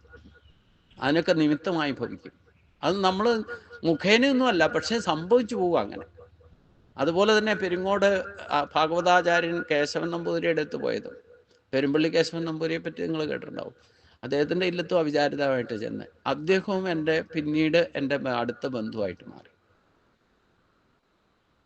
ഇങ്ങനെയൊക്കെയാണ് അപ്പം സ്വല്പം അഭ്യസ്യധർമ്മസ്യ ത്രായ. ഞാൻ അടുത്തുള്ള ആ ശ്രീരാമക്ഷേത്രത്തിൽ പോയതാ. അപ്പോൾ അവിടുത്തെ മേശാന്തി പെരുമ്പള്ളിയിലാന്ന് പറഞ്ഞു. ഇവിടെയാണ്. അപ്പോൾ കേശവേട്ടനെ പറ്റി ചോദിച്ചു. ഗുരുവായൂരിന്ന് കണ്ട് പരിചയമുണ്ട്. അപ്പോൾ ഈ ഏട്ടൻ ഇവിടെ ഉണ്ട്, ഇവിടെ അടുത്ത് തന്നെയാന്ന് പറഞ്ഞു. അങ്ങനെ ഞാൻ ആ കുടുംബത്തിൽ ചെല്ലും. പിന്നീട് ആ കുടുംബമായിട്ട് ബന്ധമായി. ഇങ്ങനെ എവിടെയൊക്കെ ചെന്നിട്ടുണ്ടോ പഴയ ബന്ധങ്ങൾ പുനഃസ്ഥാപിക്കാൻ കാരണമായി.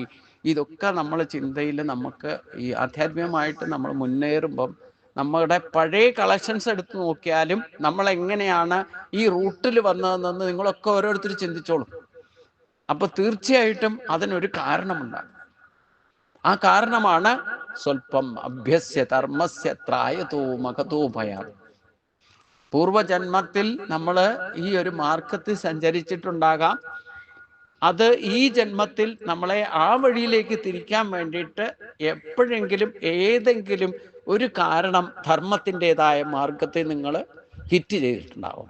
അത് വാക്കുകൊണ്ടായിരിക്കാം, മറ്റൊരാളുടെ മാർഗദർശനമായിരിക്കാം, ചിലപ്പോൾ ഒരു ക്ഷേത്ര ദർശനമായിരിക്കാം, ചിലപ്പോൾ ഒരു വ്യക്തി ദർശനമായിരിക്കാം, ആ ഒരു വ്യക്തിയുടെ വാക്കായിരിക്കാം.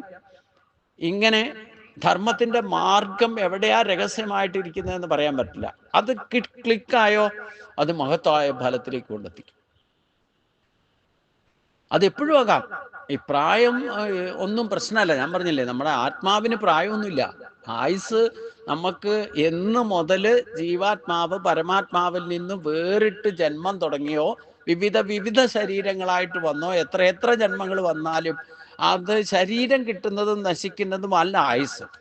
ജീവാത്മാവ് പരമാത്മാവിൽ നിന്ന് വേറിട്ട് വന്നിട്ട് തിരിച്ച് ആ പരമാത്മാവിലേക്ക് ലയിക്കുന്നത് വരെയാണ് ഒരു ജീവാത്മാവിന്റെ ആയുസ്.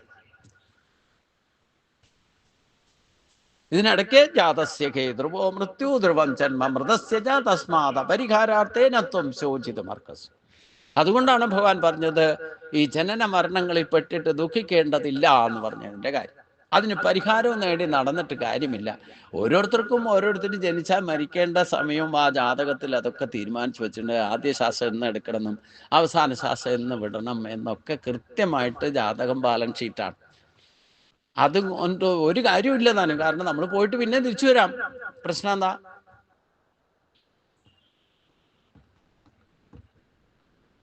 പക്ഷെ നമ്മൾ ഓരോ ജന്മത്തിലും ധർമ്മമാർഗത്തിൽ അല്പമാത്രമെങ്കിലും കർമ്മം ചെയ്തിരിക്കണം. അതിനൊരു പോളിസി ഫോളോ ചെയ്യണം. നമ്മൾ ജാഗ്രത ആയിരിക്കുന്ന സമയത്ത് വെറുതെ ഇരിക്കില്ല. എന്തെങ്കിലും ചെയ്യണം. പുസ്തകം വായിക്കായിക്കോട്ടെ, നിങ്ങൾ സീരിയൽ കണ്ടിട്ടിരുന്ന് കരയിരുന്ന് ഞാൻ പറയുള്ളൂ. സീരിയൽ കണ്ടോളൂ, സിനിമ കണ്ടോളൂ. പക്ഷെ വെറുതെ എന്റർടൈൻമെന്റ് ആകാന്ന് ഭഗവാൻ പറഞ്ഞ യുക്താഹാര വിഹാരസ്യ യുക്ത തേജസ്സു കർമ്മസ്സു യുക്ത സ്വപ്ന അവബോധസ്യ. വെറുതെ ഇരിക്കരുത്. വെറുതെ ഇരുന്നാൽ അതും ഇതൊക്കെ ചിന്തിക്കും. അത് ശരീരത്തിന് വരെ കേടുണ്ടാക്കും. അത് വെറുതെ ഇരുന്ന് ചിന്തിക്കാൻ പഴയ കാര്യം നെഗറ്റീവ്സ് ആയിരിക്കും കൂടുതൽ ചിന്തിക്കാം. അപ്പൊ അതുകൊണ്ട് സ്വല്പ അഭ്യസ, ഈ ശ്ലോകം എപ്പോഴും ഓർത്തിരിക്കാം. സ്വല്പ അഭ്യസ്യ ധർമ്മസ്യ ത്രായതോ മഹതോ ഭയാ. നിങ്ങൾ ഉറക്കം വരുന്നുണ്ടേ, എപ്പോഴാണ് ഉറക്കം വരുന്നത്? കിടന്നുറങ്ങിക്കോളൂ, ഒരു വിരോധവും ഇല്ല. അതും കർമ്മ. നിങ്ങൾ ഉറക്കം തൂങ്ങിയിരുന്നോണ്ട് ഒന്നും ചെയ്യാൻ സാധ്യമല്ല. ചിലർക്കൊണ്ട് ടി വി കാണാൻ കൊണ്ടിരുത്തി കഴിഞ്ഞാൽ ടി വിയുടെ മുമ്പിൽ ഇരുന്ന് ഉറങ്ങും. എന്നാ പോയി കിടന്നുറങ്ങാൻ പറഞ്ഞാലോ, പോയി കിടത്തി ഉറക്കിയാൽ നമ്മൾ അങ്ങനെയാ. ചിലപ്പം വെറുതെ ഇരിക്കുമ്പം ടി വി കണ്ടുകൊണ്ടിരിക്കുകയാണെങ്കിൽ ഉറക്കം വരും, അവിടെ ഇരുന്ന് ഉറക്കം തോന്നും. പക്ഷെ പോയി കിടന്നാലോ ഉറക്കം വരുമില്ല. അപ്പൊ ഇപ്പൊ എന്താ ചെയ്യാൻ തോന്നുന്നത് അപ്പം ചെയ്തോളാം. ഇരുന്ന് ഉറങ്ങാന്ന് പറഞ്ഞെങ്കിൽ ഉറങ്ങിക്കോളൂ. ഒരു നിമിഷത്തേക്ക് ക്ലിക്കായാൽ മതി, സുഷുപ്തിയിലേക്ക് നിങ്ങൾക്ക് ഉറങ്ങാം. ഈ ലോകത്തെ മറന്നിട്ട് ഒരു നിമിഷത്തേക്ക് ഇരുന്നാൽ പറഞ്ഞാൽ അത് തന്നെ സമാധിയാ. ശരീരത്തെയും ഈ ലോകത്തെയും മറന്നിട്ടിരിക്കാൻ സാധിച്ചാൽ അത് തന്നെ സമാധിയാ, സുഷുപ്തി. ആ സുഖം അനുഭവിച്ചോളൂ.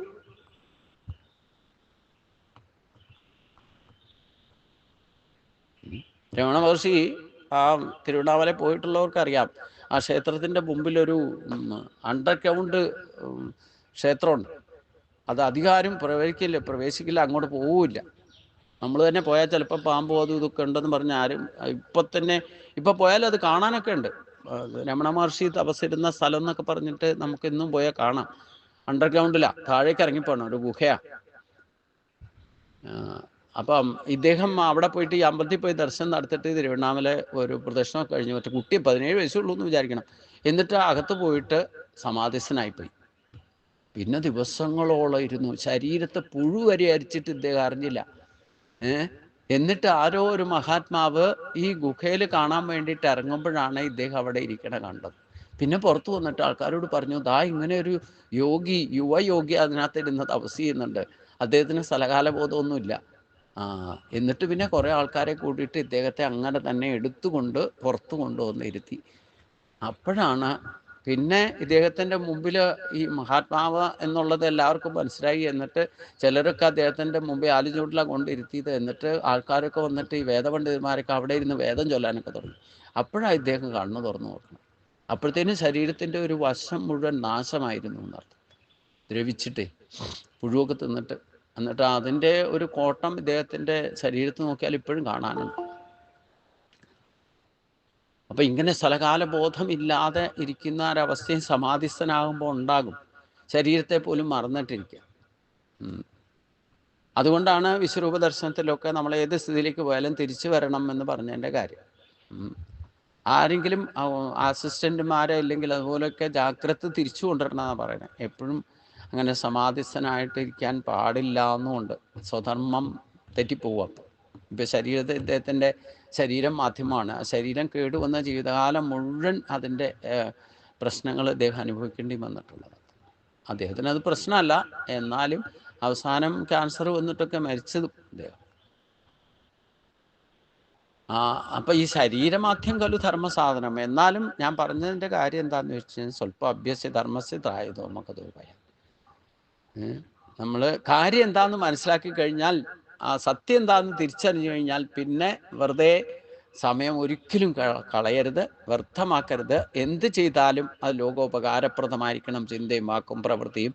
അങ്ങനെ ജാഗ്രത ആയിക്കൊണ്ട് കർമ്മബന്ധനങ്ങളെ ശുദ്ധീകരിക്കാൻ സാധിക്കും. പൂർവജന്മായിട്ടുള്ള ആ കർമ്മബന്ധനങ്ങൾ മുഴുവൻ ശുദ്ധീകരിക്കുന്നത് എങ്ങനെയാ? ലോകനന്മയ്ക്ക് വേണ്ടിയിട്ട് പ്രവർത്തിച്ചാൽ മാനവസേവയാണ് മാധവസേവ എന്ന് പറയും. അത് ചെയ്താൽ നിങ്ങളുടെ പൂർവ്വജന്മാർജിതമായിട്ടുള്ള കർമ്മങ്ങളെ മുഴുവൻ ശുദ്ധീകരിക്കും. അത്തരത്തിലുള്ള കർമ്മം സ്വല്പം അഭ്യസ്യ ധർമ്മസ്യ, അത്തരത്തിലുള്ള കർമ്മം നിങ്ങൾ കാരുണ്യ പ്രവർത്തനമോ ചാരിറ്റി പ്രവർത്തനമോ ഇല്ലെങ്കിൽ അങ്ങനെയുള്ള മറ്റുള്ളവരെ സഹായിക്കുന്ന വിധത്തിൽ പ്രവർത്തിച്ചാൽ അത് നിങ്ങളുടെ കർമ്മബന്ധനങ്ങളെ ശുദ്ധീകരിക്കപ്പെടും. അതിനാണ് അതൊക്കെ ചെയ്യാൻ പറഞ്ഞത്. പക്ഷേ അതും വളരെ സൂക്ഷിച്ച് നേരിട്ടേ ചെയ്യാവുള്ളൂ. ഈ ഏജൻസികൾ മുഖേന ഒന്നും ചെയ്യരുത്. കാരണം അതിനെയൊക്കെ ദുർവിനിയോഗം ചെയ്യുന്നവർ ഒരുപാടുണ്ട്. അതുകൊണ്ട് അത് പ്രത്യേകം ശ്രദ്ധിക്കുക. ഞാൻ 10 രൂപ ആരെങ്കിലും സഹായിക്കുന്നുണ്ടെങ്കിൽ നേരിട്ട് കൊടുക്കാൻ പറ്റുന്നേ കൊടുക്കും. ഇല്ലെങ്കിൽ അതുപോലെ വിശ്വാസമുള്ള ടീമിനെ എന്തെങ്കിലും ചെയ്യുള്ളൂ. ദുർവിനിയോഗം ചെയ്യില്ല എന്ന് ഉറപ്പുള്ളവർ. കാരണം അങ്ങനെ പല കലിയുഗ ആയതുകൊണ്ട് എല്ലാം മുതലെടുക്കാൻ ആൾക്കാരുണ്ട്. ഭഗവാൻ തന്നെ പറഞ്ഞിട്ടുണ്ടല്ലോ, കുറേ കള്ളന്മാരെ കൊണ്ടുവന്നിടും, കുറേ കള്ളന്മാരെടുത്തുകൊണ്ട് പോകും. അതുകൊണ്ട് അത് ശ്രദ്ധിക്കണം എന്നർത്ഥം. അപ്പം അങ്ങനെയുള്ള ആ ലോകസേവാർത്ഥമായിട്ടുള്ള അവനവൻ്റെ ആത്മസുഖത്തിനായി ചെയ്യുന്ന കർമ്മങ്ങൾ മറ്റുള്ളവർ കൂടി ആത്മസുഖം ഉണ്ടായിക്കോട്ടെ എന്നുള്ള പ്രവർത്തനത്തിലൂടെ നിങ്ങളുടെ കർമ്മബന്ധനങ്ങളെ ശുദ്ധീകരിക്കാൻ ഏറ്റവും നല്ല മാർഗ്ഗം. നിങ്ങൾ അമ്പലത്തിൽ പോയിട്ട് വഴിപാട് കഴിച്ചിട്ട് സംസ്ഥാപരാധം ക്ഷമിക്കണേന്ന് പ്രാർത്ഥിച്ചാലും ഈ ഫലം കിട്ടില്ല. കാരണം ഭഗവാൻ ഇനി കർമ്മയോഗം അല്ലേ അടുത്ത 5-ാമത്തെ അധ്യായമൊക്കെ പറയുമ്പോൾ ക്ലാരിഫൈ ചെയ്ത് തരുന്നുണ്ട്. നാദത്തെ കശ്ചിതിപ്പാപന്നായി ചൈവ സുഹൃതം വിധു. നിങ്ങളുടെ പുണ്യമായാലും പാപമായാലും എനിക്ക് വേണ്ട, ഞാനൊന്നും ഏറ്റെടുക്കില്ല എന്ന് പറഞ്ഞിട്ട്. അപ്പോൾ അത് ആ കർമ്മത്തെ മഹാപാപമാണെങ്കിൽ ചെയ്തിട്ടുള്ളെങ്കിൽ അതിനെ ശുദ്ധീകരിക്കാൻ ഏറ്റവും എളുപ്പം എന്താ?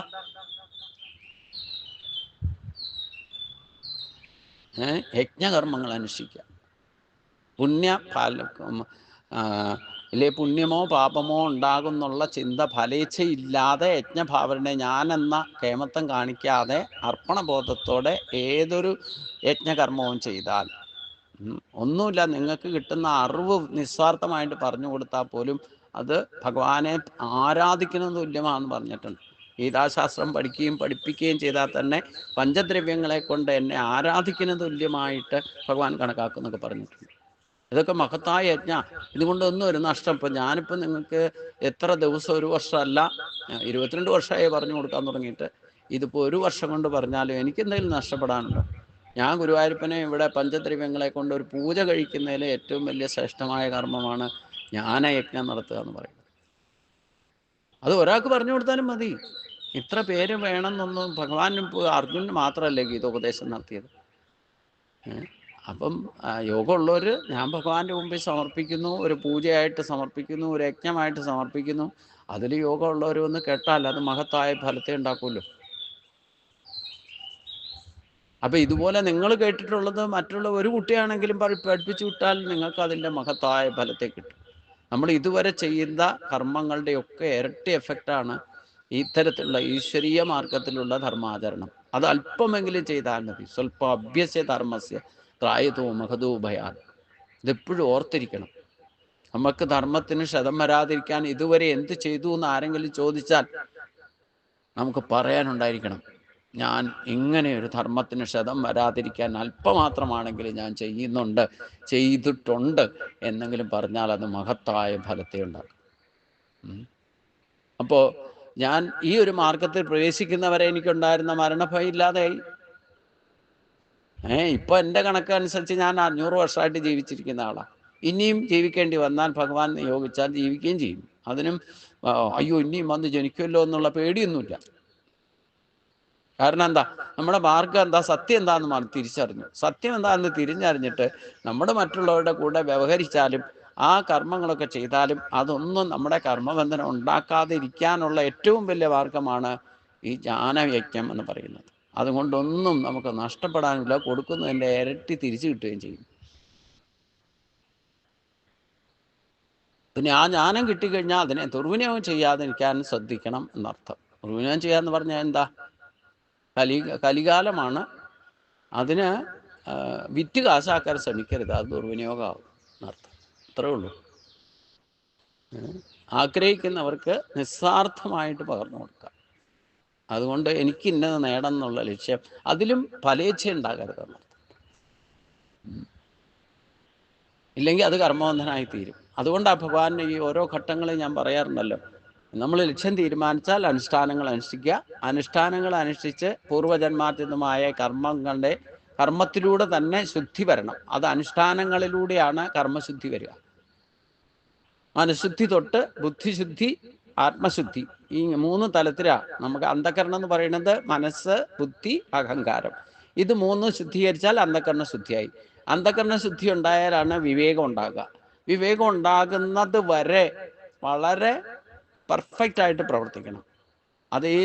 അതിൽ നിന്നാണ് ഈ വിവേകം, അന്ധകരണ ശുദ്ധിക്ക് പുറപ്പെടുമ്പോൾ പുണ്യപാപങ്ങൾ ചെയ്തിട്ടുണ്ടെങ്കിൽ അതിൻ്റെയൊക്കെ ഫലം അനുഭവത്തിൽ വരും.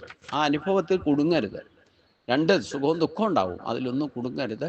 അതിനെ ഓവർകം ചെയ്യണം. ഓവർകം ചെയ്യുമ്പോഴാണ് ഭഗവാനെ പ്രാപിക്കാനുള്ള ബുദ്ധിയൊക്കെ, മേധാബുദ്ധി തരും ഭഗവാൻ അടുത്ത സ്റ്റെപ്പിൽ. ആ ബുദ്ധിയോഗം കിട്ടിയാലും നമ്മൾ ആ ബുദ്ധിയെ എങ്ങനെ ഉപയോഗിക്കുന്നു എന്ന് ഭഗവാൻ ശ്രദ്ധിക്കും. സാക്ഷിയായിട്ടിരിക്കുമല്ലോ, എപ്പോഴും നമ്മുടെ ഉള്ളിൽ തന്നെ ഇരിക്കുന്നുണ്ട്. അവിടെയും നമ്മൾ പെർഫെക്റ്റായിട്ട് ഉപയോഗിക്കുന്നുണ്ട്. ധർമ്മത്തിന് ക്ഷതം വരാതെയാണ് തനിക്ക് കിട്ടിയിരിക്കുന്ന ബുദ്ധി ഉപയോഗിക്കുന്നതെന്ന് കണ്ടാൽ പിന്നെ അത് ജ്ഞാനത്തെ കൊണ്ട് പ്രകാശിപ്പിക്കും. അവിടെ ഭഗവാന്റെ കൃപ ലഭിക്കുമ്പോഴാണ് തേഷാമേവ അനുകമ്പാർത്ഥം ജ്ഞാനചന്തമ, അജ്ഞതയുടെ പൂർണ്ണ കവചം ഭേദിച്ച് ജ്ഞാനത്തിൻ്റെ മാത്രം പ്രകാശമായിട്ട് മാറും. ആ ജ്ഞാനത്തിൻ്റെ പ്രകാശം കിട്ടിയാലും പിന്നെയും ഭഗവാൻ സാക്ഷിയായിട്ട് നിൽക്കും. കാരണം ഈ ജ്ഞാനം കിട്ടിയാലും ഞാൻ പണ്ഡിതനാണ്, ഞാനാണ് എന്നൊക്കെ പട്ടതിരിപ്പാടിന് വരെ ഉണ്ടായല്ലോ. ഞാൻ കേമനാണെന്നൊരു തോന്നലൊക്കെ, പാണ്ഡിത്യം സംസ്കൃത പണ്ഡിതനാണെന്നൊക്കെ തോന്നി. അങ്ങനെയൊക്കെ ചിലപ്പോൾ ഉണ്ടാവും. ഈ അഹങ്കാരം, ബലം, ദർപ്പം, കാമം, ക്രോധം, പരിഗ്രഹം, ജ്ഞാനിയായാൽ ഇതും ഉണ്ടാകും. ദുർവാസാവിൻ്റെ പോലും ഈ കണ്ട ദേഷ്യം വന്നാൽ ശപിക്കുന്ന സ്വഭാവം മാറിയത് അംബരീഷൻ്റെ ആയിട്ടുള്ള ഒരൊറ്റ കാര്യത്തിലാണ്. അതോടുകൂടി പിന്നെ ഈ കണ്ടാലും കേട്ടാലും ദേഷ്യം വന്നാൽ ശപിക്കണ പരിപാടി നിർത്തി, ജട്ടപ്പിടിച്ചെറിയുന്ന സ്വഭാവം നിർത്തി. അതാണ് സ്വല്പം അഭ്യസ്യ ധർമ്മസ്യ. അങ്ങനെയൊക്കെ ചില നിമിത്തം ഒരാളുടെ സ്വഭാവം മാറ്റാനൊക്കെ കാരണമാകും. അതിനുശേഷം ശരിക്കും ഭക്തനും ഭഗവാനും തമ്മിലുള്ള ബന്ധമെന്ന് ദുർവാസാവിന് പോലും മനസ്സിലായി എന്നർത്ഥം. അപ്പം ഇങ്ങനെയുള്ള കഥകളിൽ നിന്ന് ഒരുപാട് നമുക്ക് മനസ്സിലാകാനുണ്ട് എന്നർത്ഥം. അപ്പം നമുക്കും അതേപോലെയുള്ള അനുഭവങ്ങളുണ്ടാകും. ആ അനുഭവങ്ങൾ ഉണ്ടാകുമ്പം ഓരോ പടിപടിയായിട്ടാണ് ഭഗവാൻ നമ്മളെ അനുഗ്രഹിക്കുക. അപ്പം ജ്ഞാനിയായിട്ട് മാറിയാലും അതിനെയും ഭഗവാൻ വാച്ച് ചെയ്യും. ഇവനെങ്ങനെയാണ് അതിനെ ഉപയോഗിക്കുന്നത് നോക്കിയിട്ട് പിന്നെ മോക്ഷമാർഗത്തിലേക്ക് കൃപ, ക്ലിയർ കട്ട് ഭഗവാനിലേക്ക് ചേരാനുള്ള യോഗ്യത കിട്ടുക എന്ന് പറഞ്ഞു കഴിഞ്ഞാൽ അത് അങ്ങേറ്റത്ത്. അതാണ് ജയവിജയന്മാരൊക്കെ 7ാമത്തെ പടി കയറിയിട്ടും 7ാമത്തെ മണ്ഡലത്തിൽ എത്തിയിട്ടും ഭഗവാന്റെ അടുത്തേക്ക് എത്താൻ ഒരു ഡോറും കൂടെ കടന്നാൽ എത്തുമായിരുന്നു. 7 കഥകും കടന്നു. അപ്പോഴഹങ്കാരം തലപൊട്ടി. അപ്പോൾ വീണ്ടും അതേപോലെ തിരിച്ച് വന്ന് പതിച്ചു. ഇങ്ങനെയൊക്കെയുള്ള ചില പ്രശ്നങ്ങളുണ്ടായി. എന്നാലും കുഴപ്പമില്ല, സ്വല്പം അഭ്യസ്യ ധർമ്മസ്യ. വീണ്ടും ഭഗവാൻ തന്നെ വന്നിട്ട് അവരെ രക്ഷിച്ചല്ലോ. 3 ജന്മങ്ങളിലും ഭഗവാൻ തന്നെ വന്ന് രക്ഷിച്ചു. ഇതും ഒരു അനുഗ്രഹമല്ലേ. അതും ഭഗവാന്റെ ശത്രുഭാവത്തിൽ നിന്നവർ അല്ലേ. അപ്പം ഇതൊക്കെയാണ് സ്വല്പം അഭ്യസ്യ ധർമ്മസ്യ ത്രായതോ മഹത. നമുക്ക് ധർമ്മക്ഷേത്ര കിട്ടേക്കണം. ഇത് ധർമ്മത്തിന് ക്ഷതം വരാതെ ഉപയോഗിക്കാനുള്ളതാണ്. ആ ഒരു ബോധം എപ്പോഴും ഉണ്ടായിരിക്കണം. അപ്പോൾ ആ ശരീരം ഉപയോഗിച്ചുകൊണ്ട് നിങ്ങൾ അല്പമാത്രമായ ധർമ്മം അറിഞ്ഞോ അറിയാതെയോ ചെയ്യാനിട വന്നാൽ പോലും നിങ്ങളെ ജീവിതം മാറ്റിമറിക്കാൻ ചിലപ്പോൾ അത് മതി. അതാണ് ഇന്നത്തെ നമുക്ക് മനസ്സിലാക്കേണ്ട കാര്യങ്ങൾ. 5 ശ്ലോകം കൂടെ കടന്നുപോയി. 35 ടാർഗറ്റ് വെച്ചിരിക്കുന്നത്. പക്ഷേ 40ാമത്തെ ശ്ലോകം വരെ എത്തി. അത് ഇന്നത്തെ ധർമ്മം. ഇനി എല്ലാവരും ഒന്ന് നിവർന്നിരിക്കാം.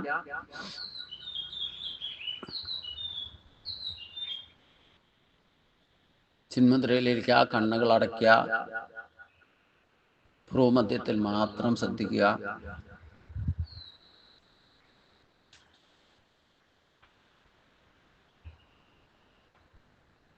സാധാരണ ശ്വാസഗതി.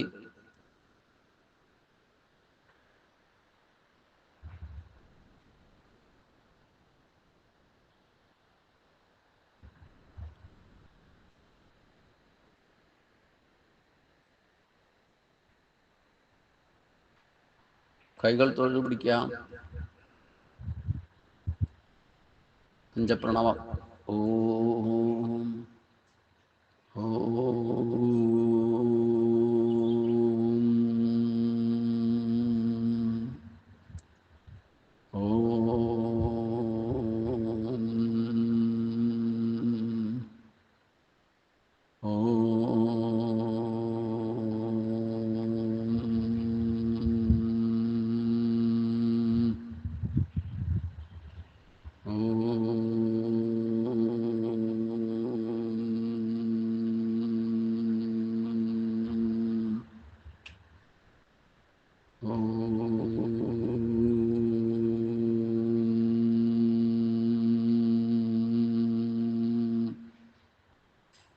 ഓം